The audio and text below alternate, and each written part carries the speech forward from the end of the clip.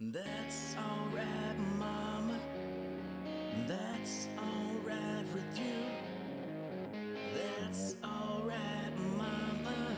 And just any way you do. That's alright. That's alright. That's alright now, mama. Any way you do.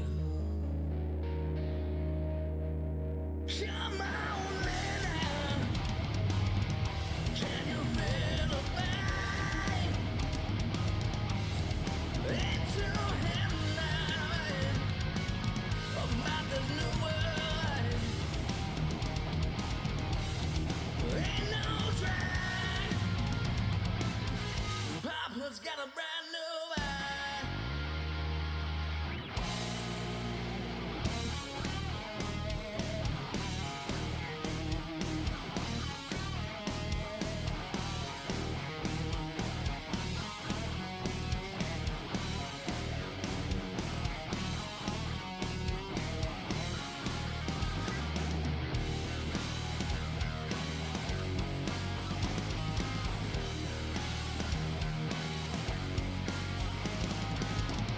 Purple haze in my brain. Lately things just don't seem the same. Acting funny and I don't know why. Excuse me while I kiss the sky. What is going on, Don't Unfriend Me Nation? Welcome to the Don't Unfriend Me Show. Matt and Leeroy are in the house tonight.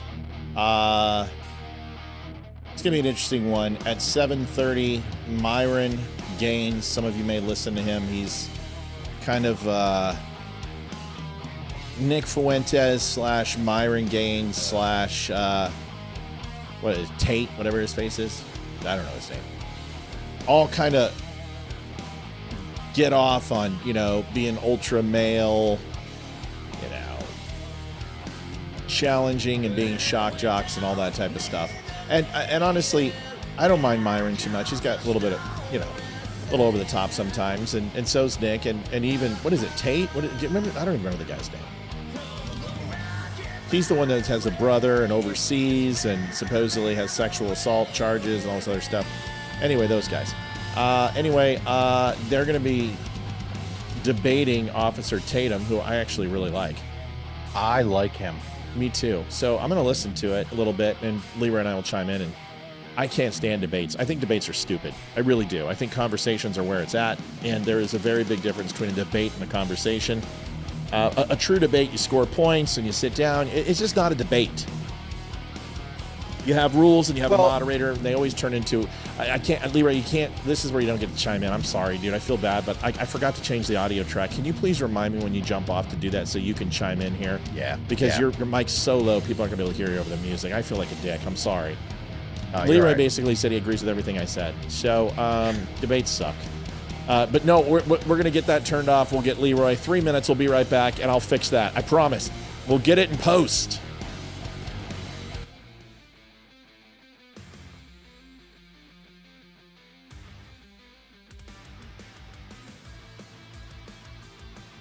Andrew Tate. Yes, that's the name. I was like Charlie Tate, but that's a hockey player. Charlie Kirk Freedom shirts available. Also coffee, mugs, everything else, thedumbshow.com. Stay tuned. Let's get this shared out as much as we can. Should be an interesting one tonight. Do you want the truth? Are you tired of being so confused? You feel like you're more fucked up than the lies on the evening news. Well, just step right in. We can talk about it all as friends. And if you want, we can hug and kiss and make up for the party ends.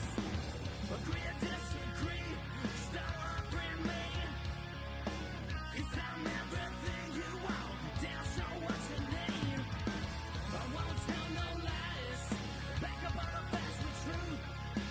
And if you can't get down with that, you must be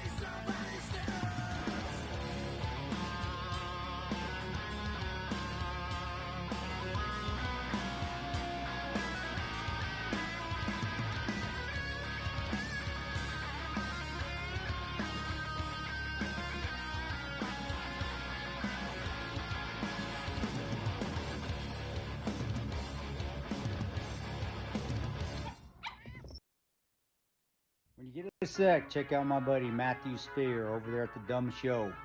Dumbshow.com. Get to see people like yours truly right here. Maybe that's a reason for you to not check it out. But check it out anyway. There's a lot of people better than me on there that a lot better stories. But check them out, dumbshow.com. Matt, take care, buddy. God bless you, everyone. Adjusting transmitter output. This is the Don't Unfriend Me Show with your hosts, Matt, Leeroy, Amy, and Olivia. Geopolitics, military analysis, and election coverage. Coming to you live on all major social media channels at The Dumb Show. Honest, direct, unfiltered. We can agree, we can disagree. Just don't unfriend me. If Mel is on over on Twitter, we could use a huge push over on Twitter. I want to try to get some information out, and if you would not mind, we greatly appreciate it. Matt and Leeroy from the Don't Unfriend Me Show. We'll be talking about a whole bunch of stuff. We're going to wait for the Brandon Tatum video to come on where they're doing a debate. And I've been trying to convince people of this, Leeroy, that debating is useless. I know. It's not designed. It really is, mostly because of the way they grade it. It's not. A lot of times it's more rooted in the idea of how much you can get an aha moment out of the audience rather than anything it's almost like it's garnishing more emotional reaction than actual facts. You know what I mean? Sometimes. Yeah, it's literally territorial pissings with rules. Yeah. And that's what frustrates me. And, you know, some of the best, now I'm not saying I'm afraid of a debate. And if you want to have a debate that has rules and point systems and you want to do it like Lions Club or National Honor Society, I'm fine with that. We can do that. If that's how you want to justify and dignify a win. They're pretty boring though. They are very stupid. And they're ridiculously, and presidential debates are stupid. And I've been studying them my entire life. And listen, I don't debate people. And, you know, when I was talking to Pastor Gill, I explained to him, I said, I don't debate. I have conversations. I don't even, like, there are times when I get pissy because we'll be discussing something, not you and I, but like last night, Olivia, we were discussing something and like there was humor. And I'm like, I don't want humor right now. I want us to be serious about this topic. And, you know, so to me, I think when you put that, we're going to have a conversation and we're going to try to explore different ideas. And do we have a mutual accord where I could possibly change your mind on this and you can change mine? And if we don't, then we shouldn't even proceed. Because otherwise it's as arbitrary as skipping stones on cement. It's stupid. I'm just going to go out and I'm basically going to pick dandelions. Completely agree. And I always feel like most of the people that are willing to partake in such an event, either in an actual debate or even Facebook conversations, that kind of thing, a lot of those people, I'm going to say 85% of the time, they already have their mind made up. They know what side of the aisle they're on. Whether or not they're right or wrong is irrelevant because you're not going to change their mind. But there is the occasional, like what's the name of that kid who came on the other night and he's like, you know, you guys are all right. Yeah. What's his name again? Lawrence. Yes. I like Lawrence. But see, that wasn't a debate. I mean, and honestly, we kind of piled on Lawrence a little bit at the end because you and I, once in a while, you and I get excited to say things and then we just like, bleh. And more me than you. More me than you. Like, I get excited. So, but a debate doesn't change ideas. Like, so for instance, today I posted this video of Patricia Heaton, who I've invited onto the show, and she's a big actress, and I don't even know if she'll come on. But she did this beautiful, beautiful video, which called out the right and said, hey, you know, social media influencers on the right are doing a lot of the things that the left does. And I've been a big advocate of this exact thing. And I've been saying it for a better part of 2 years, that the right has a woke element to it that is it resembles the left. When you challenge them, they call you a Jew lover, they call you a Zionist, and you're like, weren't we just calling people weren't we just calling people leftists? And then and then if you challenge them, they go, oh well, you're a lefty, and you're like, wait a second, do you even know what I do? Do you even have any clue? So I'm getting frustrated because there's this excuse, and it used to be we're not calling Jews, and I'm just going to say it, we're not calling Jews kikes anymore. So we're just going to call them Jews. And we're just going to talk about them. And I should be commended because I'm not using racial epithets. So I'm not, you should commend me for my prowess and my above brow, logical deductive reasoning because I'm not using racial slurs. Then it turned into, well, I'm going after Zionists, and Zionist became the new slur. And Zionist simply means that Israel is a sovereign nation, has a right to protect its borders, period, full stop. Right. But Zionist became the new K word. Then it was, well, we're not calling them Jews, and extenuating the word Jews. Right. So we're like calling them black. Yeah. Right. Jews. And we're calling them Zionists. Then Zionists got to be too much. And then it turned out to be, well, now we're calling on the Israel government. And we're not talking about Jews, and we're not talking about their right for sovereignty. We're talking about the Israeli government. And they keep shifting the goalposts and changing the words, but we know what they're meaning. And this is this resembles the left a lot. And it's interesting you say that. Go ahead. No, well, I just want to put one little bow on this. So then it was like, it was Bibi Netanyahu. No, we're just after Bibi. We don't like Bibi. We don't like the money the United States government is giving us. We don't like AIPAC and the money they're putting into the United States. And it's just constant changing to be, and I don't like the word anti-Semitic because anti-Semitic means anyone, the Semites in that area, which are the nomads, the vagabonds. It can be Muslims. It can be Kurds, Shia, Sunni. It doesn't matter. It's right. Pretty much anyone in the Middle East is a Semite. However, it's kind of been adopted into by the ADL and other organizations that anti-Semite is exclusive to Jews. So here's the thing that I would say is maybe it's not anti-Semitism, but it's ignoramus personified. You have no idea what Israel is like. You have no idea what Gaza's like. You have no idea what the West Bank is. You have no idea. That's fair. Anything about it. You've never been there. You don't know what it is. And if you have, you wouldn't be saying the stuff you're saying. And the second thing is that you keep talking about genocide. You keep talking about people that are being oppressed. And, and there's this crazy empire of Israel that's trying to go ahead and be imperialists. And what I'm trying to tell you is that you always forget the 17 different treaties that have been between Israel and Hamas and how they've been broken by Hamas. You always seem to forget what they did on October 7th. And my problem is that you only tell half of the story. And what you're doing is you've got a person that's coming up and slapping my son. He's 5'4", and he comes up and he slaps Leeroy, and he weighs as much as Leeroy's left leg. And he slaps Leeroy in the face. And Leeroy's like, whoa. You got to knock it off, kid. And then he does it again. And he does it again. And then again. And again. And then he won't do it when Leeroy's awake. So he waits to do it when Leeroy's asleep. Slap, slap, slap. And he just keeps slapping him. And finally, Leeroy just picks him up and slams him on the ground. And everyone's like, well, why would you hurt a kid? Look at this little gentle baby. You just smashed this gentle, loving child. He smacked Leeroy 176 times, and on the 177th, Leeroy decried, "No more!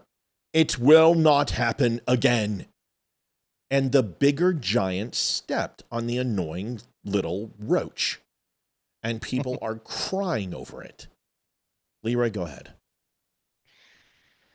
With regard to the right-leaning podcast, and I did see your video, and I would agree with her. I think what's happening is a little bit of an overcorrection in the podcast world from the people who think that they have a right-leaning stance. And I was talking about this. There's a person watching, I hope, who happens to be a very good friend of mine. She is married to a Jewish man who is awesome. He's a good dude, and they're like dear family friends. We have gotten into a few online chats, right? Chats/debates, mostly chats, where we would talk about what those goalposts look like. So when we're talking about a right-leaning or left-leaning podcast, I think first we need to determine what those goalposts look like. And a lot of times people hear right-leaning and they immediately think Republican, or just due to the muddling up of the waters to people who have made some bad calls in the past who may have been Republicans, but they're like the left-leaning Republicans, and they debate like the right-leaning Democrats. And so all of a sudden, some of the policies that they had tried to put forward muddy up the waters, and people don't really know anymore. So in order to correctly identify what those goalposts look like, what does what does it mean to be left-leaning with regard to things like religious aspects, right? Well, we can look at other Marxist or socialist nations and look what's happening in China, where they are actively trying to commit genocide to the Uyghurs, right? To be a left-leaning religious country means that you are actively looking to suppress one religion or boost another above everyone else. So when you hear right-leaning podcasts that are trying to make it religious and saying that, either demonizing somebody else or propping up what they feel is the right thing, man, I really feel like that's a leftist tactic. Don't we? Right? Is that not right? You tell me. I don't know. I think there's a lot of that, and it's going a little bit off what we were talking about, but I think it's the end of the conversation. So I want to put a pin in that, okay, and then come back to it, because that sounds good. Because I think what's happening here is that we're confusing altruism with capitalism. And people are like, oh, well, Candace Owens is just doing the altruistic thing. She cares about human life. And you're like, no, Candace Owens cares about the almighty dollar. And she's getting paid to say these things. Tucker Carlson also is getting paid to say these things. And nobody has a problem with the Qataris coming in here and paying Candace Owens and Tucker Carlson, but we do have a problem with the Jews. Right. And I think what we need to do is really uncover what this means. And I've said this after I heard this, and I still can't remember where I heard it, but it's a fantastic way. By the way, someone just said this is genocide. I'll get into that in a second. What I will say is that if tomorrow Hamas surrendered, mm-hmm, there would be political deaths, there would be military tribunals and executions for sure, for some of the worst, mm-hmm, of the worst Hamas leaders. But they shouldn't care. I mean, they're going to be with Allah, pounding virgins. They should be fine. And there will be repercussions for Hamas leadership. But a treaty would probably mean that they're not all going to be summarily executed. And I think that's fair to say. Probably repopulated into a different area, which is definitely a precursor to genocide, right? Repopulating an entire group of people. But that's where we'll have that conversation on genocide, because it does not fit the qualifications of a genocide. There's a few reasons why. Because if they don't repopulate, they're all going to die. So what do you want? You're going to complain that they die, or you're going to want them to die? Which one do you want? So there are choices here that create and check the box of genocide, but not in the literal sense. There's nuance there. We'll come back to that. But when we talk about if Hamas surrendered tomorrow, Israel most assuredly would honor the ceasefire. A treaty would be signed. Hostages would be released on both sides. And the Muslim countries would help redevelop, along with the United States, more than likely, more like the Muslim countries, like Saudi Arabia, Kuwait, UAE, Egypt. No, Egypt probably wouldn't. But many different Muslim countries would rebuild Gaza. And they would have a very strict and stringent system to plug all the tunnels, to have Israeli presence there.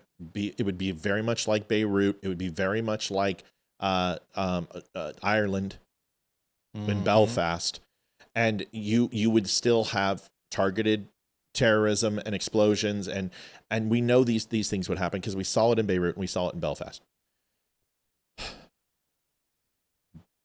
but they would move on, and both production infrastructure and relative peace would take place. But if Israel surrendered tomorrow, every single Jew would be beheaded and murdered, raped and killed.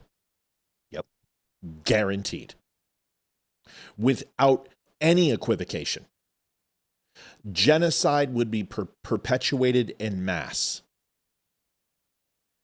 And you would see the mass extinction of everyone in Israel, including any Christians, Orthodox, homosexuals, heterosexuals, Catholics, Christians qualify, and anyone who was Muslim that supported any of those groups would be summarily executed, killed, and destroyed, along with all children and all babies. That's the truth.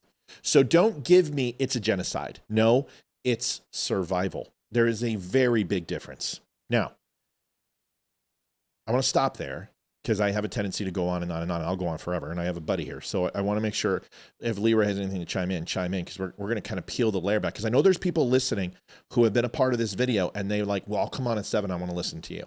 Like, I agree. I think Candace and Tucker are going too far. I want to hear what you have to say. And then there's other people who are like, you're a Jew. Fine. I'm a Jew. Yep, I'm a Jew. Notice my star of Jesus here? Should it matter? You know, yeah, I am a Jew from a genealogical standpoint, but I don't practice Judaism, and I've also got Nazi blood in me too. So does that counteract each other? I'm wondering. Does that make me a better human because I've got Nazi blood and Jew blood, or does it not really effing matter? Go ahead. No, it just means you hate yourself. I do hate myself, Leeroy. So here's the deal, and you're spot on accurate, by the way. If Israel were to surrender tomorrow, they would be effectively wiped off the planet. Every Jew in Israel would be killed. Conversely, if Hamas, who is more or less, I think they were designated a terrorist organization for a number of years. I think at some point that may have been turned around. They're self-declared as a terrorist organization because they were radicalized. But that's a whole nother conversation. But go ahead. Yes, they were radicalized. But to your point, if they were to surrender and papers drafted, Israel wouldn't. That would be the end of it. So that tells you, kind of the moral compass of what's going on over there.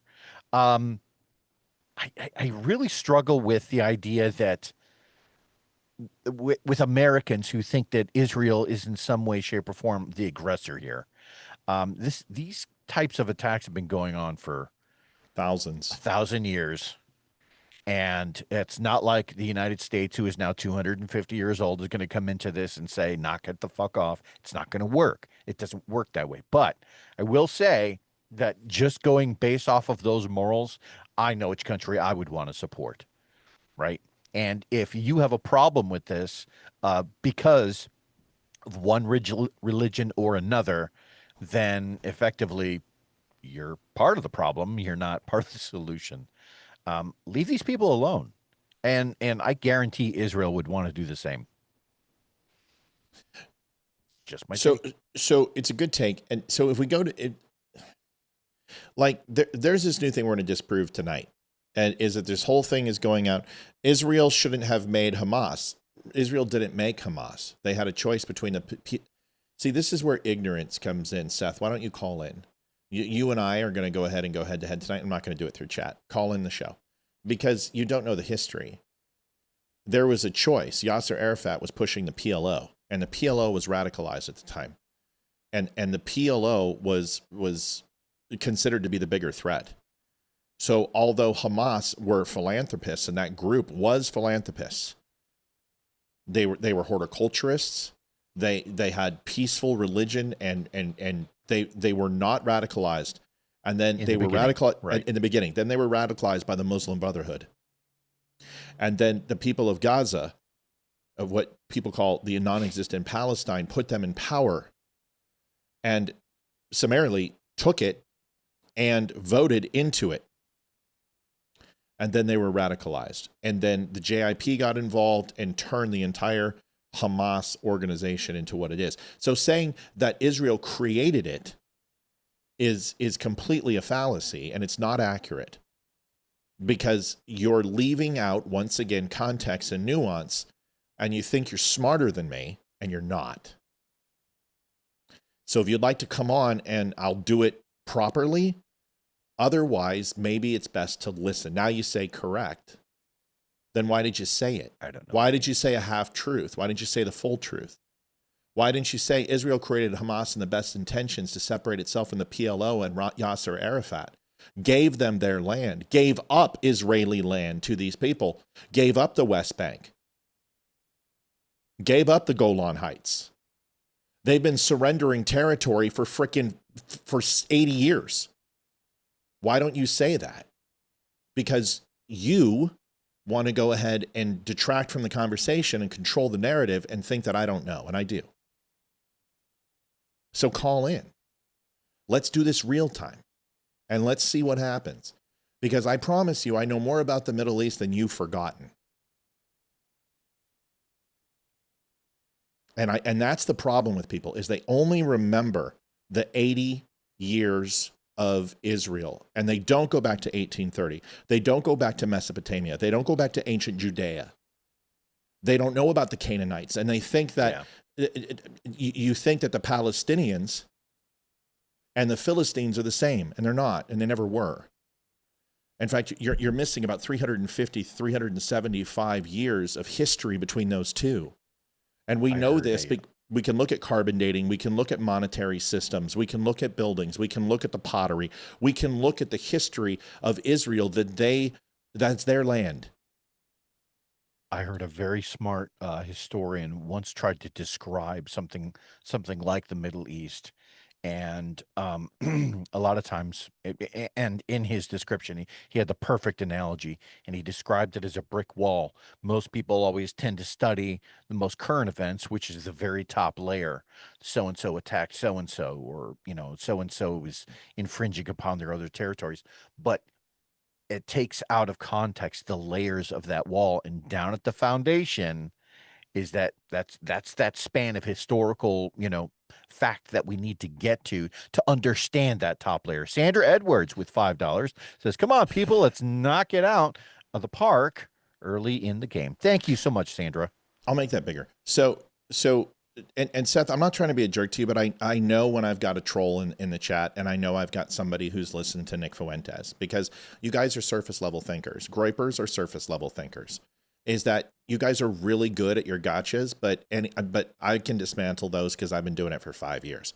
The thing is that I understand Israel's government. I understand what they do, and I understand that they are nefarious, and I understand that they are underhanded, and they are. But so is the United States, and so is Russia, and so is China, and so is everyone in Europe. And Israel is playing by the rules that we have set on a world stage. And, I always hear from people, oh, well, they've been kicked out of 174 different countries. Yes, and people are still screwing with them. Right. And even when they take their own land and they hide, and they're pushed up against the farthest that they can be until they're pushed into the Mediterranean, you people still want them dead. Them gone. Yep. You want them dead. And it's you people. It's Groypers. It's all of you. You guys pretend, oh, we don't have a problem with Jews. We just want America first. No, you want Jews dead. You want them gone. Otherwise, you wouldn't go ahead and espouse things about Adolf Hitler and the Third Reich and be an apologist for Hitler. And Hitler was right. How many times you guys put that on there? I see it all the time. So you want the annihilation of Jews. Just say it. And what you're upset at and what you really are troubled by isn't genocide. It's that it's the wrong people are being genocided. That's what you want. You want Jews dead. And I'm here to tell you that is a very, very dangerous thing if you are a Christian. What are you, a moron? Because the book of Revelations is raw. Woo. And I understand that there's some people like, I'm ready for heaven. I'm not. I want to see my family. I want to grow up. I got some soul to save because I've got some things I got to be forgiven for, and I've got a lot of work to do on my own soul. I'm not ready for that. So maybe what we could do is, yes, the Jews aren't perfect, but in a land of chaos, they are the most sane thing in the area. And the great thing is the only thing that Jews are really crazy about are killing Muslims when they get a little too uppity. Jews are really good at it. And it brings a balance to the force. Israel is an amazing strength in that area. They're very smart, and they're rightfully so, because they've been backed into a corner, because they've been kicked out of so many other countries, because they're one of the most persecuted groups in all of human history. They've gotten really good at defending themselves, and good on them for doing it. You know what's always interesting to me is I always hear about the Rothschilds. Where's your issue with the Yangs? The Hans. They have more money than the entire nation of Israel. Two people. They're Chinese and Korean. Explain it to me. Do you know Asians are more wealthy and more influential than Jews? Do you know the population of Jews is infinitesimal, that transgenders have just slightly under the amount of numbers that Israel Jews have in representation on this globe? Do you understand that you guys are pretending that a very infinitesimal amount of people have full control of the entire world when their overall net worth goes into about 60% of what they put into is into outside of the money the United States gives into their war budget? You guys think that Israel has the most power, but you don't think about Saudi Arabia. You don't think about Qatar. You don't think about China's influence, how they've bought up our debt. You don't think about the Sauds and the Japanese who bought up our debt in the 80s. So you guys get so upset at these other countries, but you don't care about anyone else. And the reason why is because you have hatred for Jews. It's because of this is where white nationalism comes in, not Christian nationalism. Nothing wrong with Christian nationalism. There's something very wrong with white nationalists, Aryan Nation, Third Reich. So when you mention the Rothschilds, all you're doing is demonstrating your jealousy for a group of people who are really good at banking, become lawyers, and this is their entire lineage from the days of ancient Judea. They were able to go ahead and take Arabic numbers and use them in a more effective way than actual Arabs. The numerical system was actually adopted by the Jews, and the Jews created their own, and they were better at it than the Arabs who created it themselves. They were better at calendaring. They were better at predictive forecasting for the yields of harvest. They were also very good at negotiation and trade, and they were better. Have you ever heard of an Arab trader? Supposed to be the greatest thing in the world. Well, the only thing better than an Arab trader is a Jew trader. And I'm not talking Traitor, but a Trader. Well, the business aspect of it. Jews have always been good at it. Just like you look at the Chinese and you look at the Asians who are superior at mathematics. Every single race of people has something that they benefit from based upon their environment, the necessity for survival, and to flourish as a people versus flounder. And you guys hate the Jews for it. A lot of Jews own porn. You're absolutely right. You're 100%. A lot of Jews do own porn. There's no doubt about it. But there's a lot of Christians who own porn, and Catholics who own porn, and Arabs who own porn. That's the problem with that. That's right. Like those whataboutisms. If you're going to persecute somebody just because they watch porn, okay, well, that's like 90% of every group in America. You would never say that about black people. You would never say that about women or redheaded people. So why would you say that about Jewish people? Well, because there isn't. Here's why they don't want to hear it. And Seth, you're doing all your thing, and you're not trolling and controlling the show. You're actually adding to the stupidity of it and demonstrating what I'm trying to say. So keep it up. Keep absolutely repeating the same things over and over. But here's why you guys hate the Jews. Because you can't stand that Jesus and God favored them first, even after they betrayed him. And you're jealous of them, just like the angels were jealous of humans. You covet his love so bad that you can't stand that they are the chosen people. That's why. It's a human emotion. And you can't cope with it. And instead of realizing that God chose us all before we chose him, because that's the truth, he died for our sins. He chose us, his love, his protection. And through his filter and his lens, he will stand before the heavenly council. And when God looks upon humans, that filter, they will be perfect. Because he died for our sins. We can never achieve that ourselves. And your human emotion, the emotion that you can't comprehend and understand, even with the word of God, that you will never be able to perfect, you are jealous of the Jews. That's what this is.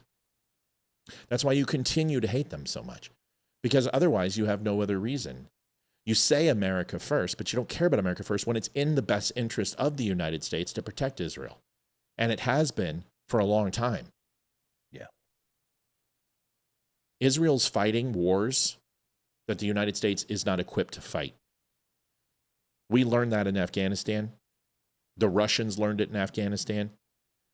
Their intelligence network is extremely efficient, and their spy network is incredible. Human intelligence is off the charts for Mossad. And if you want to go ahead and spend $6.5 to $7 billion putting American troops hunting terrorist cells and networks, stopping nuclear reactors from going ahead and spinning rods, then let the Jews do their job. Because honestly, $3.6 billion a year is a steal for what we give them. And we give other countries more. You're just upset by it.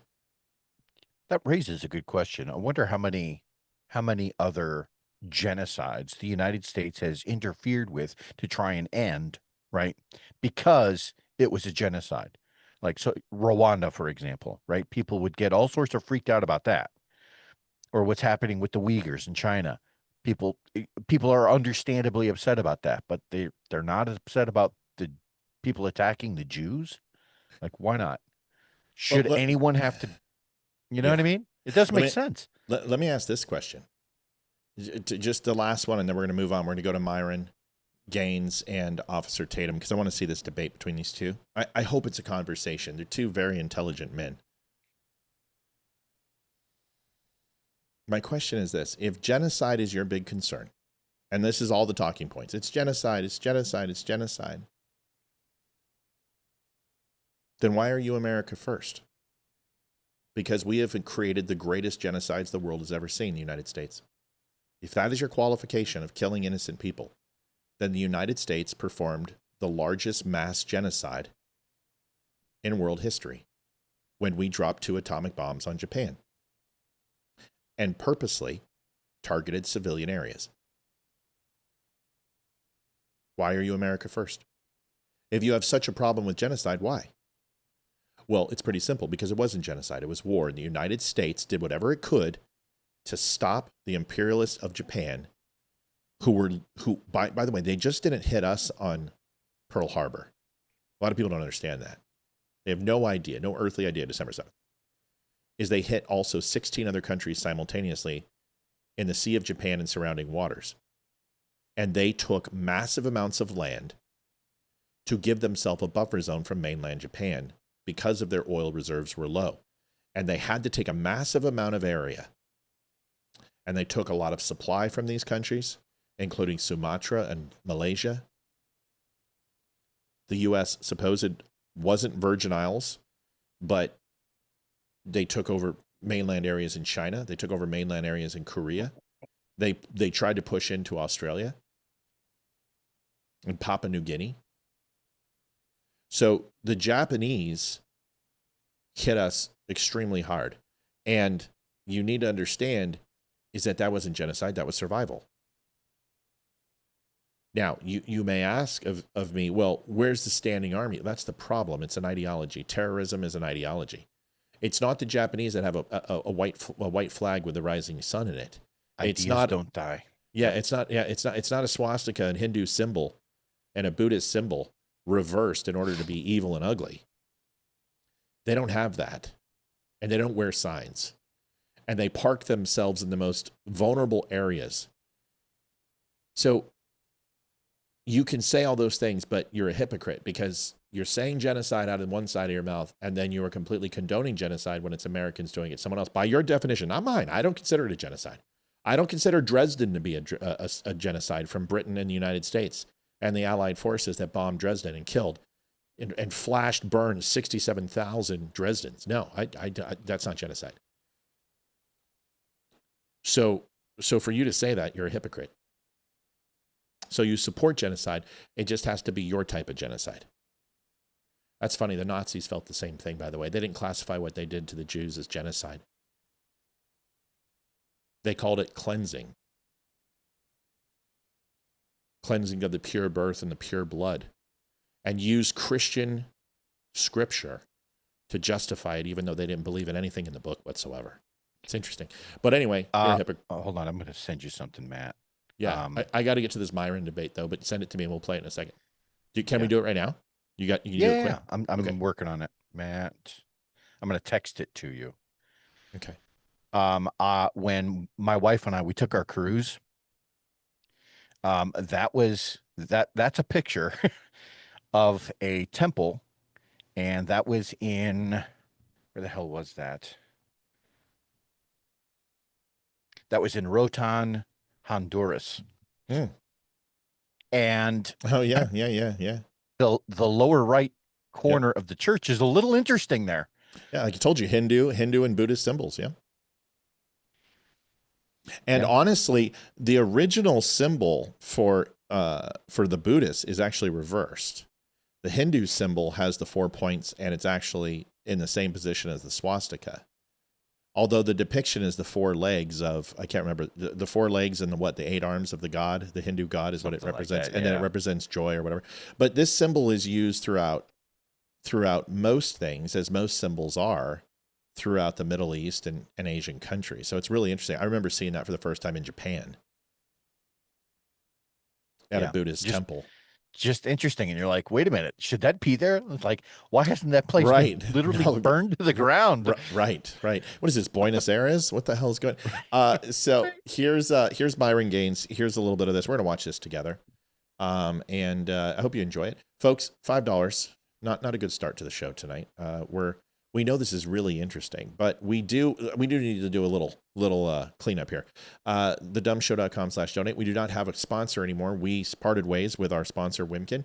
After a couple of years, we just had a difference of opinion on some things, and we decided to separate, but that's okay. We have not raised our goal. It's still 300, and we're asking our viewers to help us out like always. And if you guys have the ability, you love the show, you watch it a lot, you like what we do, help us out. Everybody donates $1. We get to $250 right now. That's how easy it is. And if you want to give more, we're certainly not going to tell you no. And all the money goes here. We're not actually funded by Benjamin Netanyahu. I wish we were. Listen, if I was getting $7,000 a tweet, I would not be live with you people. I'm just letting you know. I would be gone. I would just be tweeting 3 or 4 times a day, and I would be retired on some beautiful island sipping Mai Tais. But unfortunately, I got to grind out the work. So this is grinding out the work. And we would appreciate it. So no, we don't have $7,000, but you can help us hit our 3, which helps us stay on air. Here is the debate between Myron Gaines and Officer Tatum. There's about 1,700 people watching this. That's a pretty good number. And we're going to go ahead and put it on right now. And Leeroy, if you have any questions or comments, please stop it. Yeah. And we'll just tell me to hit it as you always do. You know the drill. All right. And we are live. What's up, guys? What's up? We are live. I'm here with Brandon Tatum, man, aka Officer Tatum. What's up, Brandon? Here, let me see if I can unmute you real quick. There you go. I get it. Got you. What's up, man? Yeah, what's up? What's happening? Good. Real quick, can you just quickly introduce yourself to the audience? And I guess we'll kind of get right into it after, because I know we got limited time. Yeah, for those of you who don't know me, I'm the Officer Tatum, aka Talmud Tatum. I can see it in the description section. Talmud Tatum Steen for some of y'all.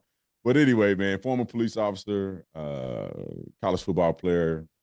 I started my social media journey, after being a cop for a while, and I built a pretty big empire. I have over 20, 30 employees here. We do a lot of stuff here. So that's pretty much it. And you were with Phoenix Police Department, right? I was Tucson Police Department for about 6.5 years, and I did SWAT. I was a field training officer. That's how I know him. I was a spokesperson for the police department for about a year.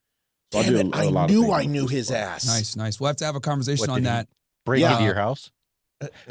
No, dude. No, but when I was in Tucson, I swear to God, he responded. We had an active shooter at a bank right next to the Game Crazy and Hollywood Video.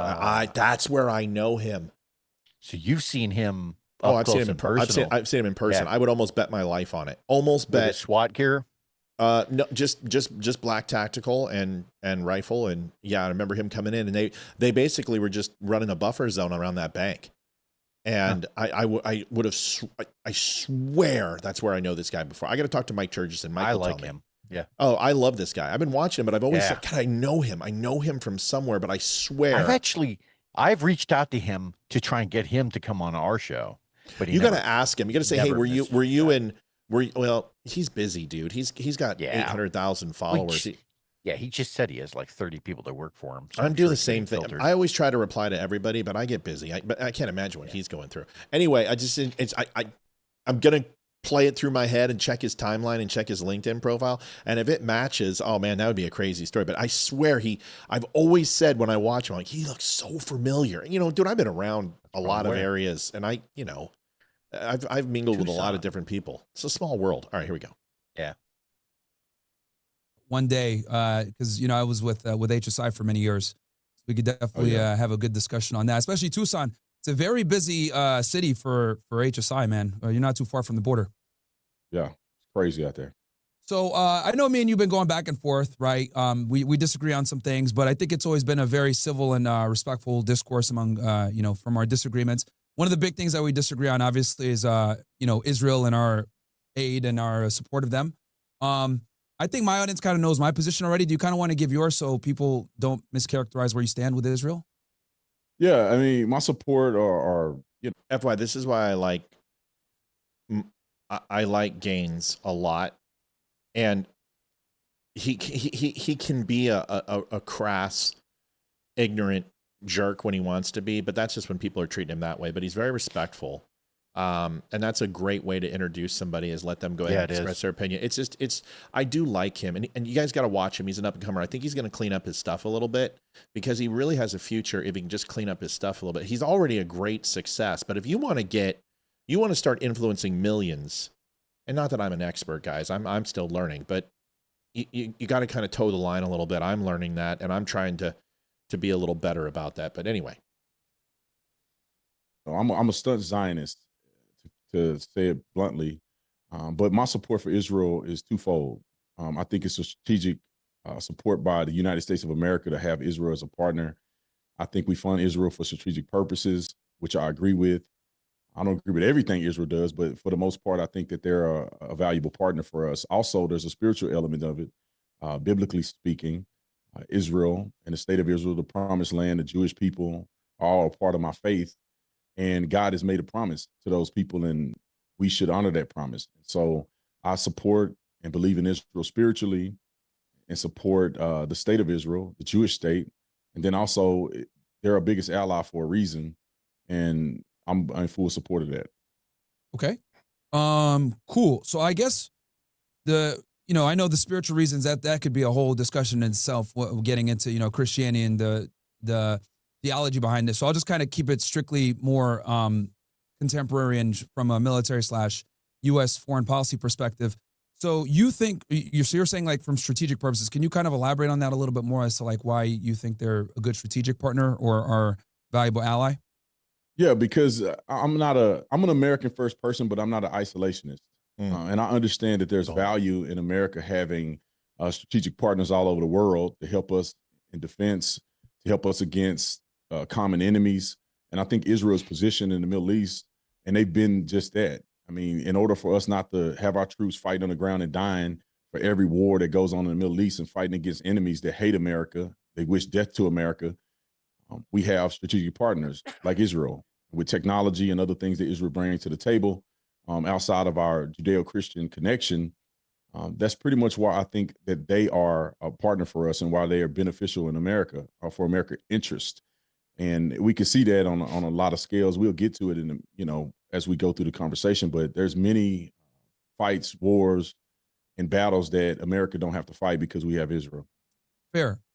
My argument to that would be, I think that they have brought on a lot of the wars and the problems that we're currently dealing with. For example, right, we know for a fact that Israeli intelligence was out there during 9/11.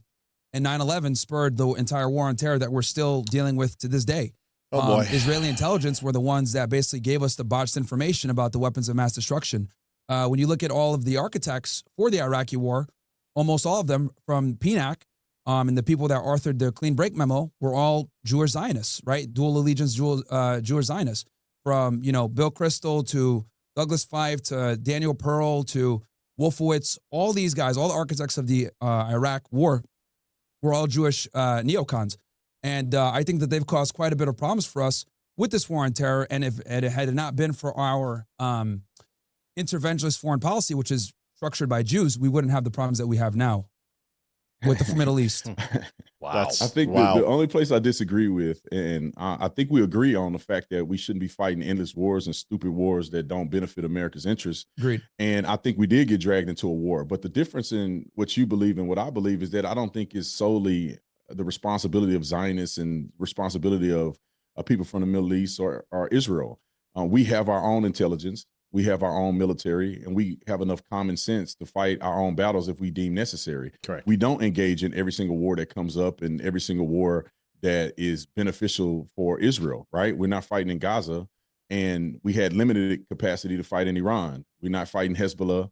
We're not fighting any of these other front wars that Israel is fighting currently. We're not putting boots on the ground and doing any of that. Mm-hmm. So we have strategic positions in those, and we're not ignorant.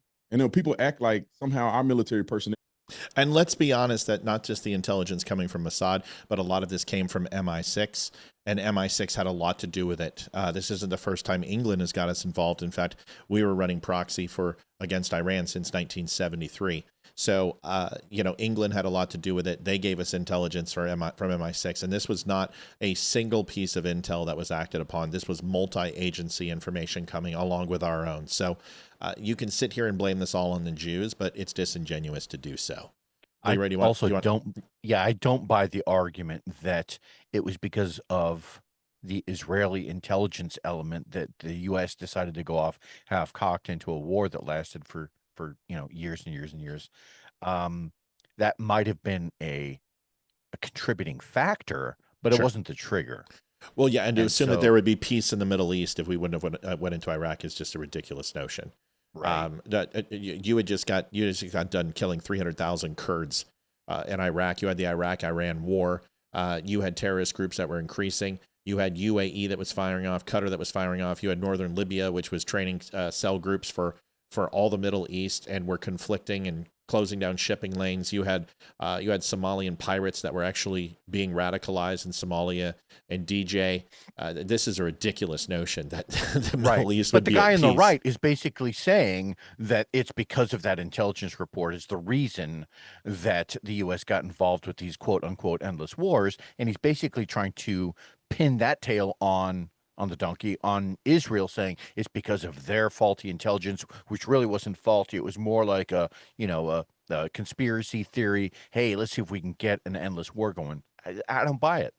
Well, it's not just about not buying it, but we know intelligence sources came back and said, including our own CIA, NSA, NRO, all said that there were on the international stage, along with British intelligence, Polish intelligence, and you had Israel, and then you also had other Middle Eastern countries that were supporting this as well, saying that weapons of mass destruction most assuredly were being used. And they were being used by Saddam Hussein when he killed the Kurds and gassed the Kurds. The point is that they did not find them.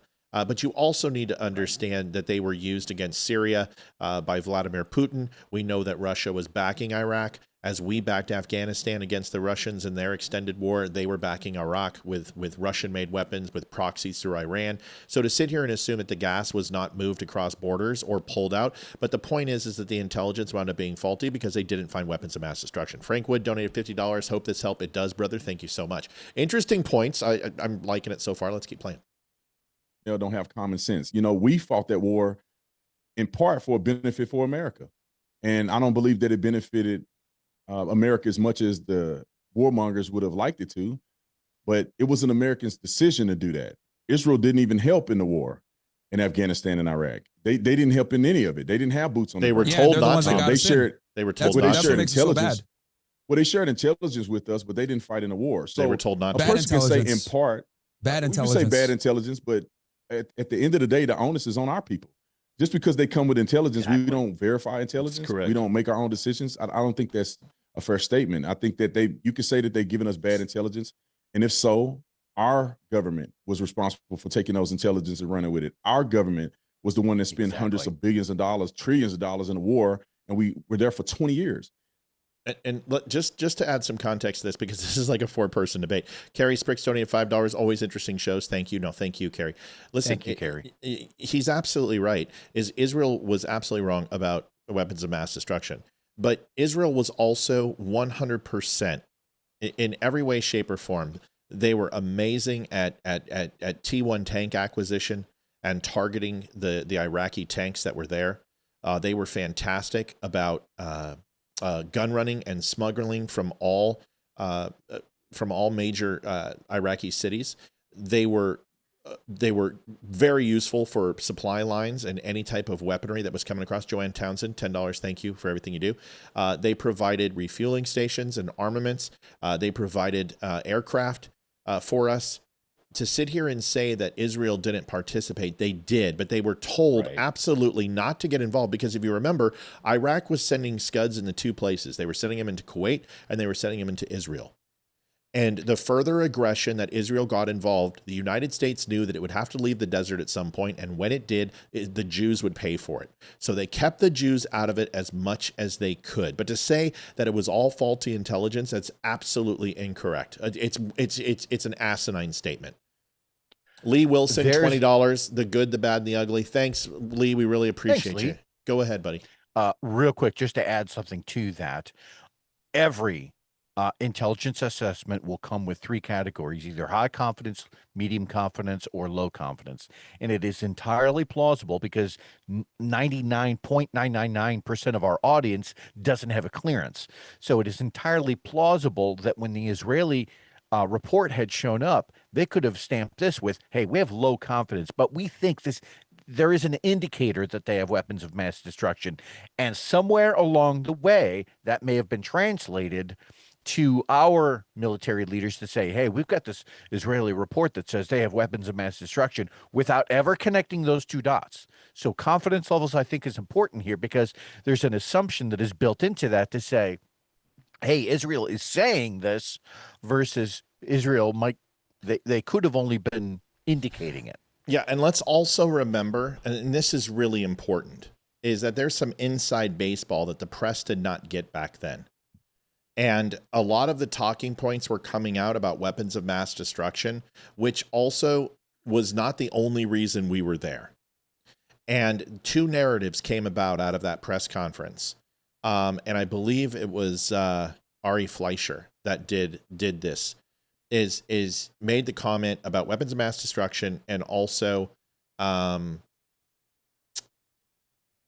question was asked by a reporter about the cost of oil and the price of oil. And the media ran with it that it wasn't weapons of mass destruction, that White House says oil is their biggest concern in Iraq. And the media, you got to remember, this is where the legacy media of today, the propagandists started. The 24-hour news cycle started with the Iraq War. And CNN went on 24 hours a day, and they were live in Humvees, and they were taking pictures, and it was like Vietnam, but live feeds, not 3 days waiting for tape, and not, World War II, where you're waiting 2 or 3 weeks to have it souped, filmed, and processed. This was live, in your face, real time, and people watched it. And they knew that by creating this division and that they would get more ratings, and the whole narrative that this was all about weapons of mass destruction and about the cost of oil was absolutely something that was a ball drop, but was extenuated by the media. Don't let yourself forget that. All right, let's watch the rest of this. Yep. We didn't ask Israel to help us whatsoever other than intelligence. So I think that we have to hold a bag on that. Yeah, well, okay, fair enough. Members of our government made really bad decisions, but let's ask, why did they make those bad decisions? Because they're Jewish, and they have an affinity and a desire to support Israel. A lot of these neocons that I'm talking about from the Bush era in the early 2000s are Jewish, right? Let's just be honest here, that Jews have an affinity to the land of Israel, and that makes them have dual allegiance. That creates inherent problems. And the reality is that they've had this strategy since 1996. Since Benjamin Netanyahu took office, after Yitzhak Rabin was assassinated, which many suspect he was killed by Likud, well, not even suspect, he was killed by a far-right Likud party member who people... See, here's my problem. I'm interrupting for a reason, because where I have absolutely very little respect for this conversation, and if I was Officer Tatum, I would say, hey, Gaines, close your damn computer and just talk to me. Why are you reading off of a screen? This isn't a debate. This is you having prearranged talking points and you just reading off a list. This is disingenuous. You don't need me here for this. Why don't I go ahead and bow out and I'll come back at a time that you want to have a conversation? Close the damn computer and talk to me, dude. Because the one thing I don't do is I don't bring notes to the show. Leeroy doesn't bring notes to the show. And if we have a reference that we don't know, we look it up and then we tell you what we looked up. What we don't do is sit here and just read off.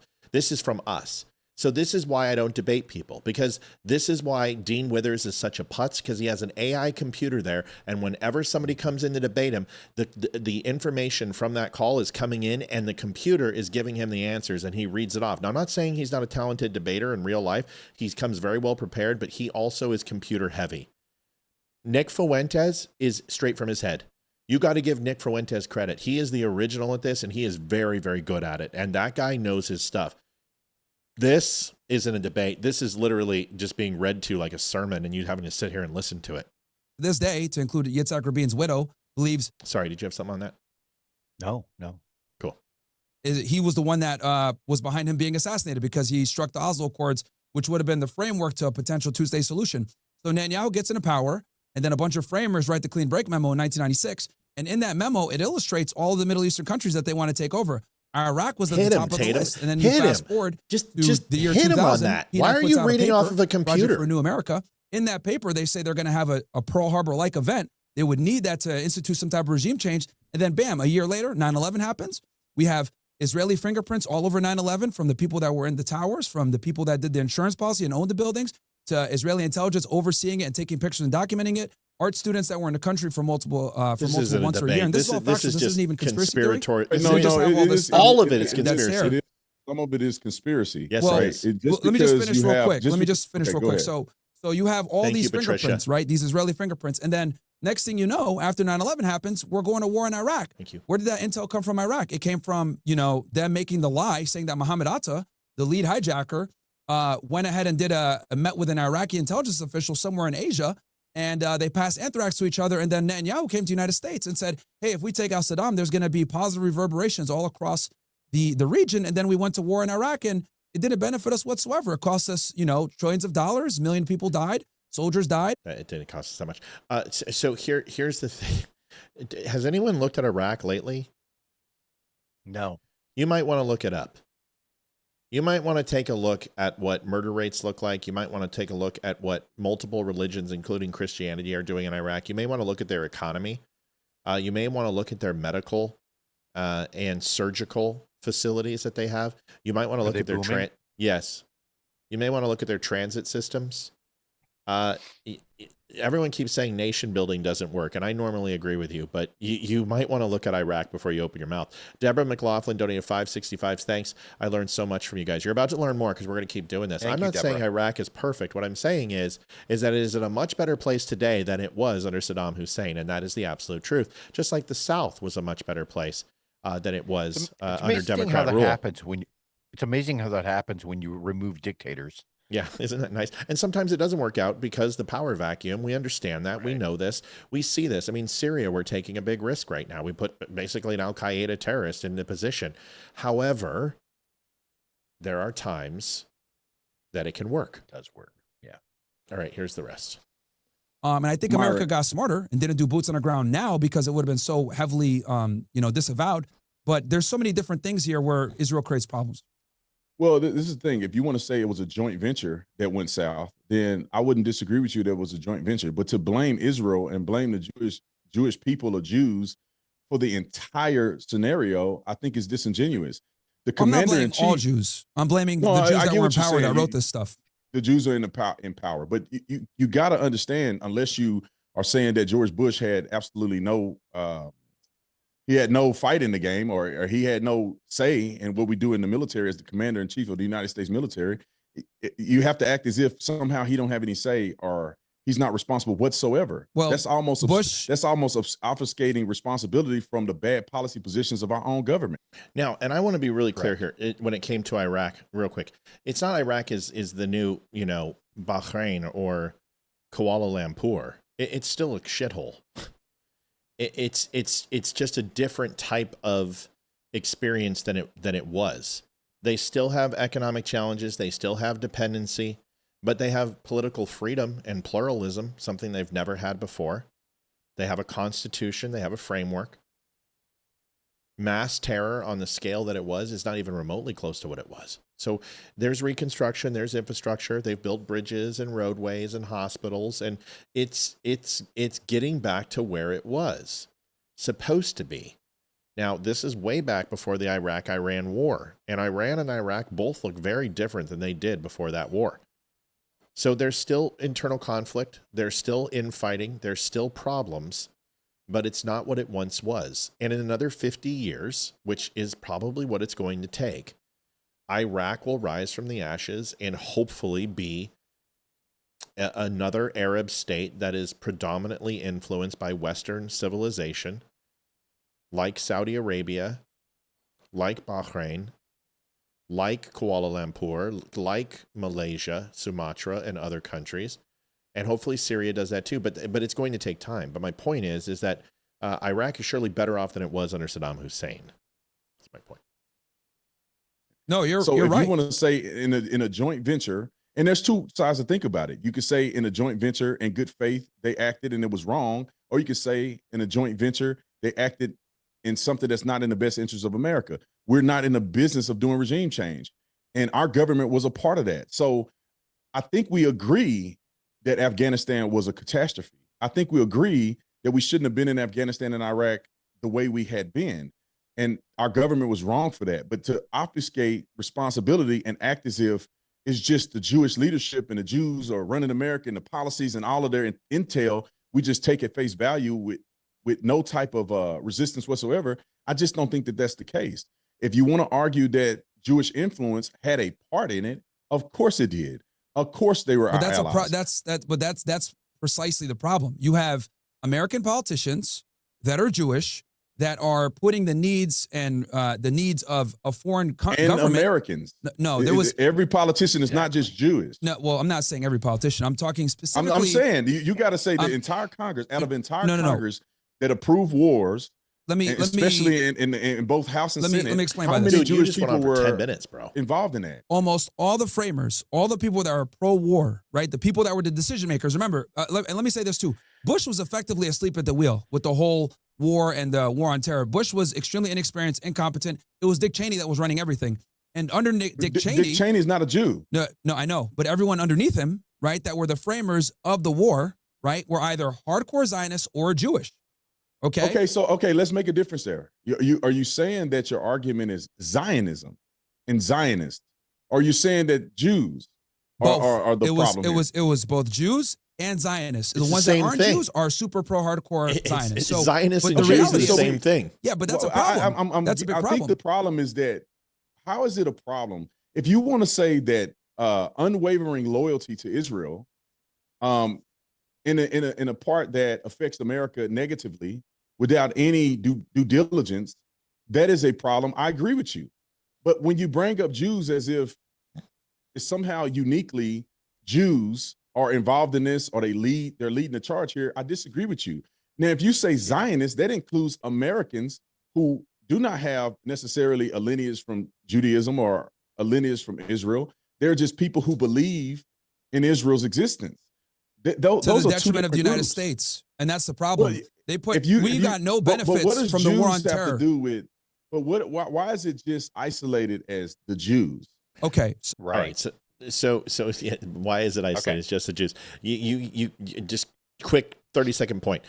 Zionism is an establishment of Israel's homeland that was taken from them and established as Palestine or Palestinia by the Ottoman Empire, and is the belief that Israel has a right to the homeland and the borders of Israel. That is, you can't say Zionism.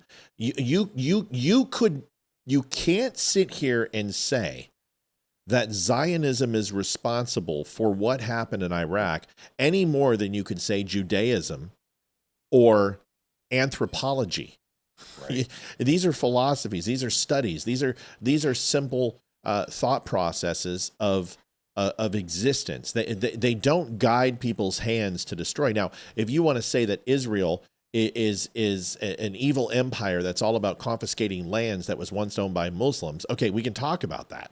I'll destroy that narrative because their borders have been relatively the same and have not changed since the country was turned over and the Jews fled Europe. But if you want to pretend that Zionism is the evil bad guy here, you're once again, it's like when we first started, you're just moving the goalposts into Jews.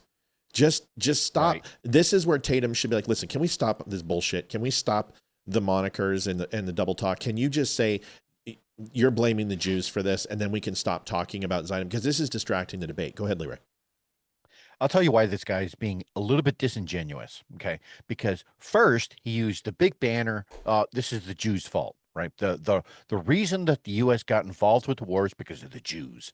And then when Officer Tatum asked him to specify that, he's like, well, I just mean the Jews in power. Okay, can you be a little bit more specific? Well, it's not the Jews just in power. It's only the Jews in power that were working with the U.S. But in every one of those cases, he's just talking about Jews, and he lacked specificity on the front end of his argument in order to give any sort of credence to the back end. And while he is trying, hey, your mic just went out. Well, he's trying to give less weight of blame to the American side. He's just the only thing that you're hearing is more weight, more blame to the Jews. I find this guy to be completely disingenuous. Yeah, well, he's also just reading from a page. Oh, see, and this is what everyone is kind of scared and everyone dancing around it. I'm just going to call it like it is. The main architects and perpetrators of the wars in the Middle East are American Jews that have a dual allegiance to the United States. Do they have Americans who are not Jews that are Zionists that support them as well? Of course. But I think it's very important that we need to understand that at every single infrastructure in American society that has influence, whether there's big tech, the government, social media, finance, media, etc., it's controlled and run by Jews. They have an enormous amount of influence in our country. And the problem with that is that they have a dual allegiance. And when you have this dual allegiance, you're going to do things that might not necessarily put America first or give America the benefit. Now, I'll say this. So I just want to make a point. Yeah. If Jews had as much influence as you say that they do, you would not be talking right now. Good point. That's it. Because if they can kill Charlie Kirk, who is as big as he is, had a multi-million-dollar corporation that had hundreds of thousands of supporters and fans, and take him out like you think that they did. That's if I was Tatum, I'd be like, all right, let's just get to it. You think Jews killed Charlie Kirk? Let this guy hang himself. Because see, Tatum is a cop, and cops are like military guys, and they don't get rises out of things like this. And all you got to do is just hit him on that of how the hell are we talking right now if the Jews own all the media? Well, Rumble's free speech. Well, you're on Twitter too. And you're on YouTube, or what you guys call JewTube. So you're on X, you're on JewTube, you're on Rumble. And if the Jews owned it like they said, then you guys your satellite would be turned down, or you guys would lose your internet connection. See, you give government too much credit, y'all, because you've never worked for it. Right. Yeah. Yeah. And Leeroy and I are like, dude, and I think Myron has worked for the government. He said he was HHS or some shit. I don't know. But he said at the beginning, of this, but you should know better. If you've worked for the U.S. government, you know that all of this stuff is just literally BS. Okay. All right. Let's wrap this up, and then we're going to get to some news. On terror was a monumental failure. We spent trillions of dollars on a war that didn't really benefit us, but who did it benefit? It benefited Israel. They've been able to destroy or destabilize or cuck each of their enemies in the Middle East, and we've been paying the bill for it. I disagree with you on that point. Okay, let's talk about the idea of Jews, right? Okay. Jewish people and people who are Jews are not all the same. And I'm not trying to say you're saying that, but it's coming across as that, right? You have people who are ethnically Jew, you have people who are religiously Jew, and you have Jews who are leftists and Marxists, and then you have Jews who are conservatives. Sure. And so when you say people who are leading these organizations happen to be Jews, of course some of them may be Jews, but that's not as if being a Jew is a problem in and of itself. That's right. Marxism is a problem.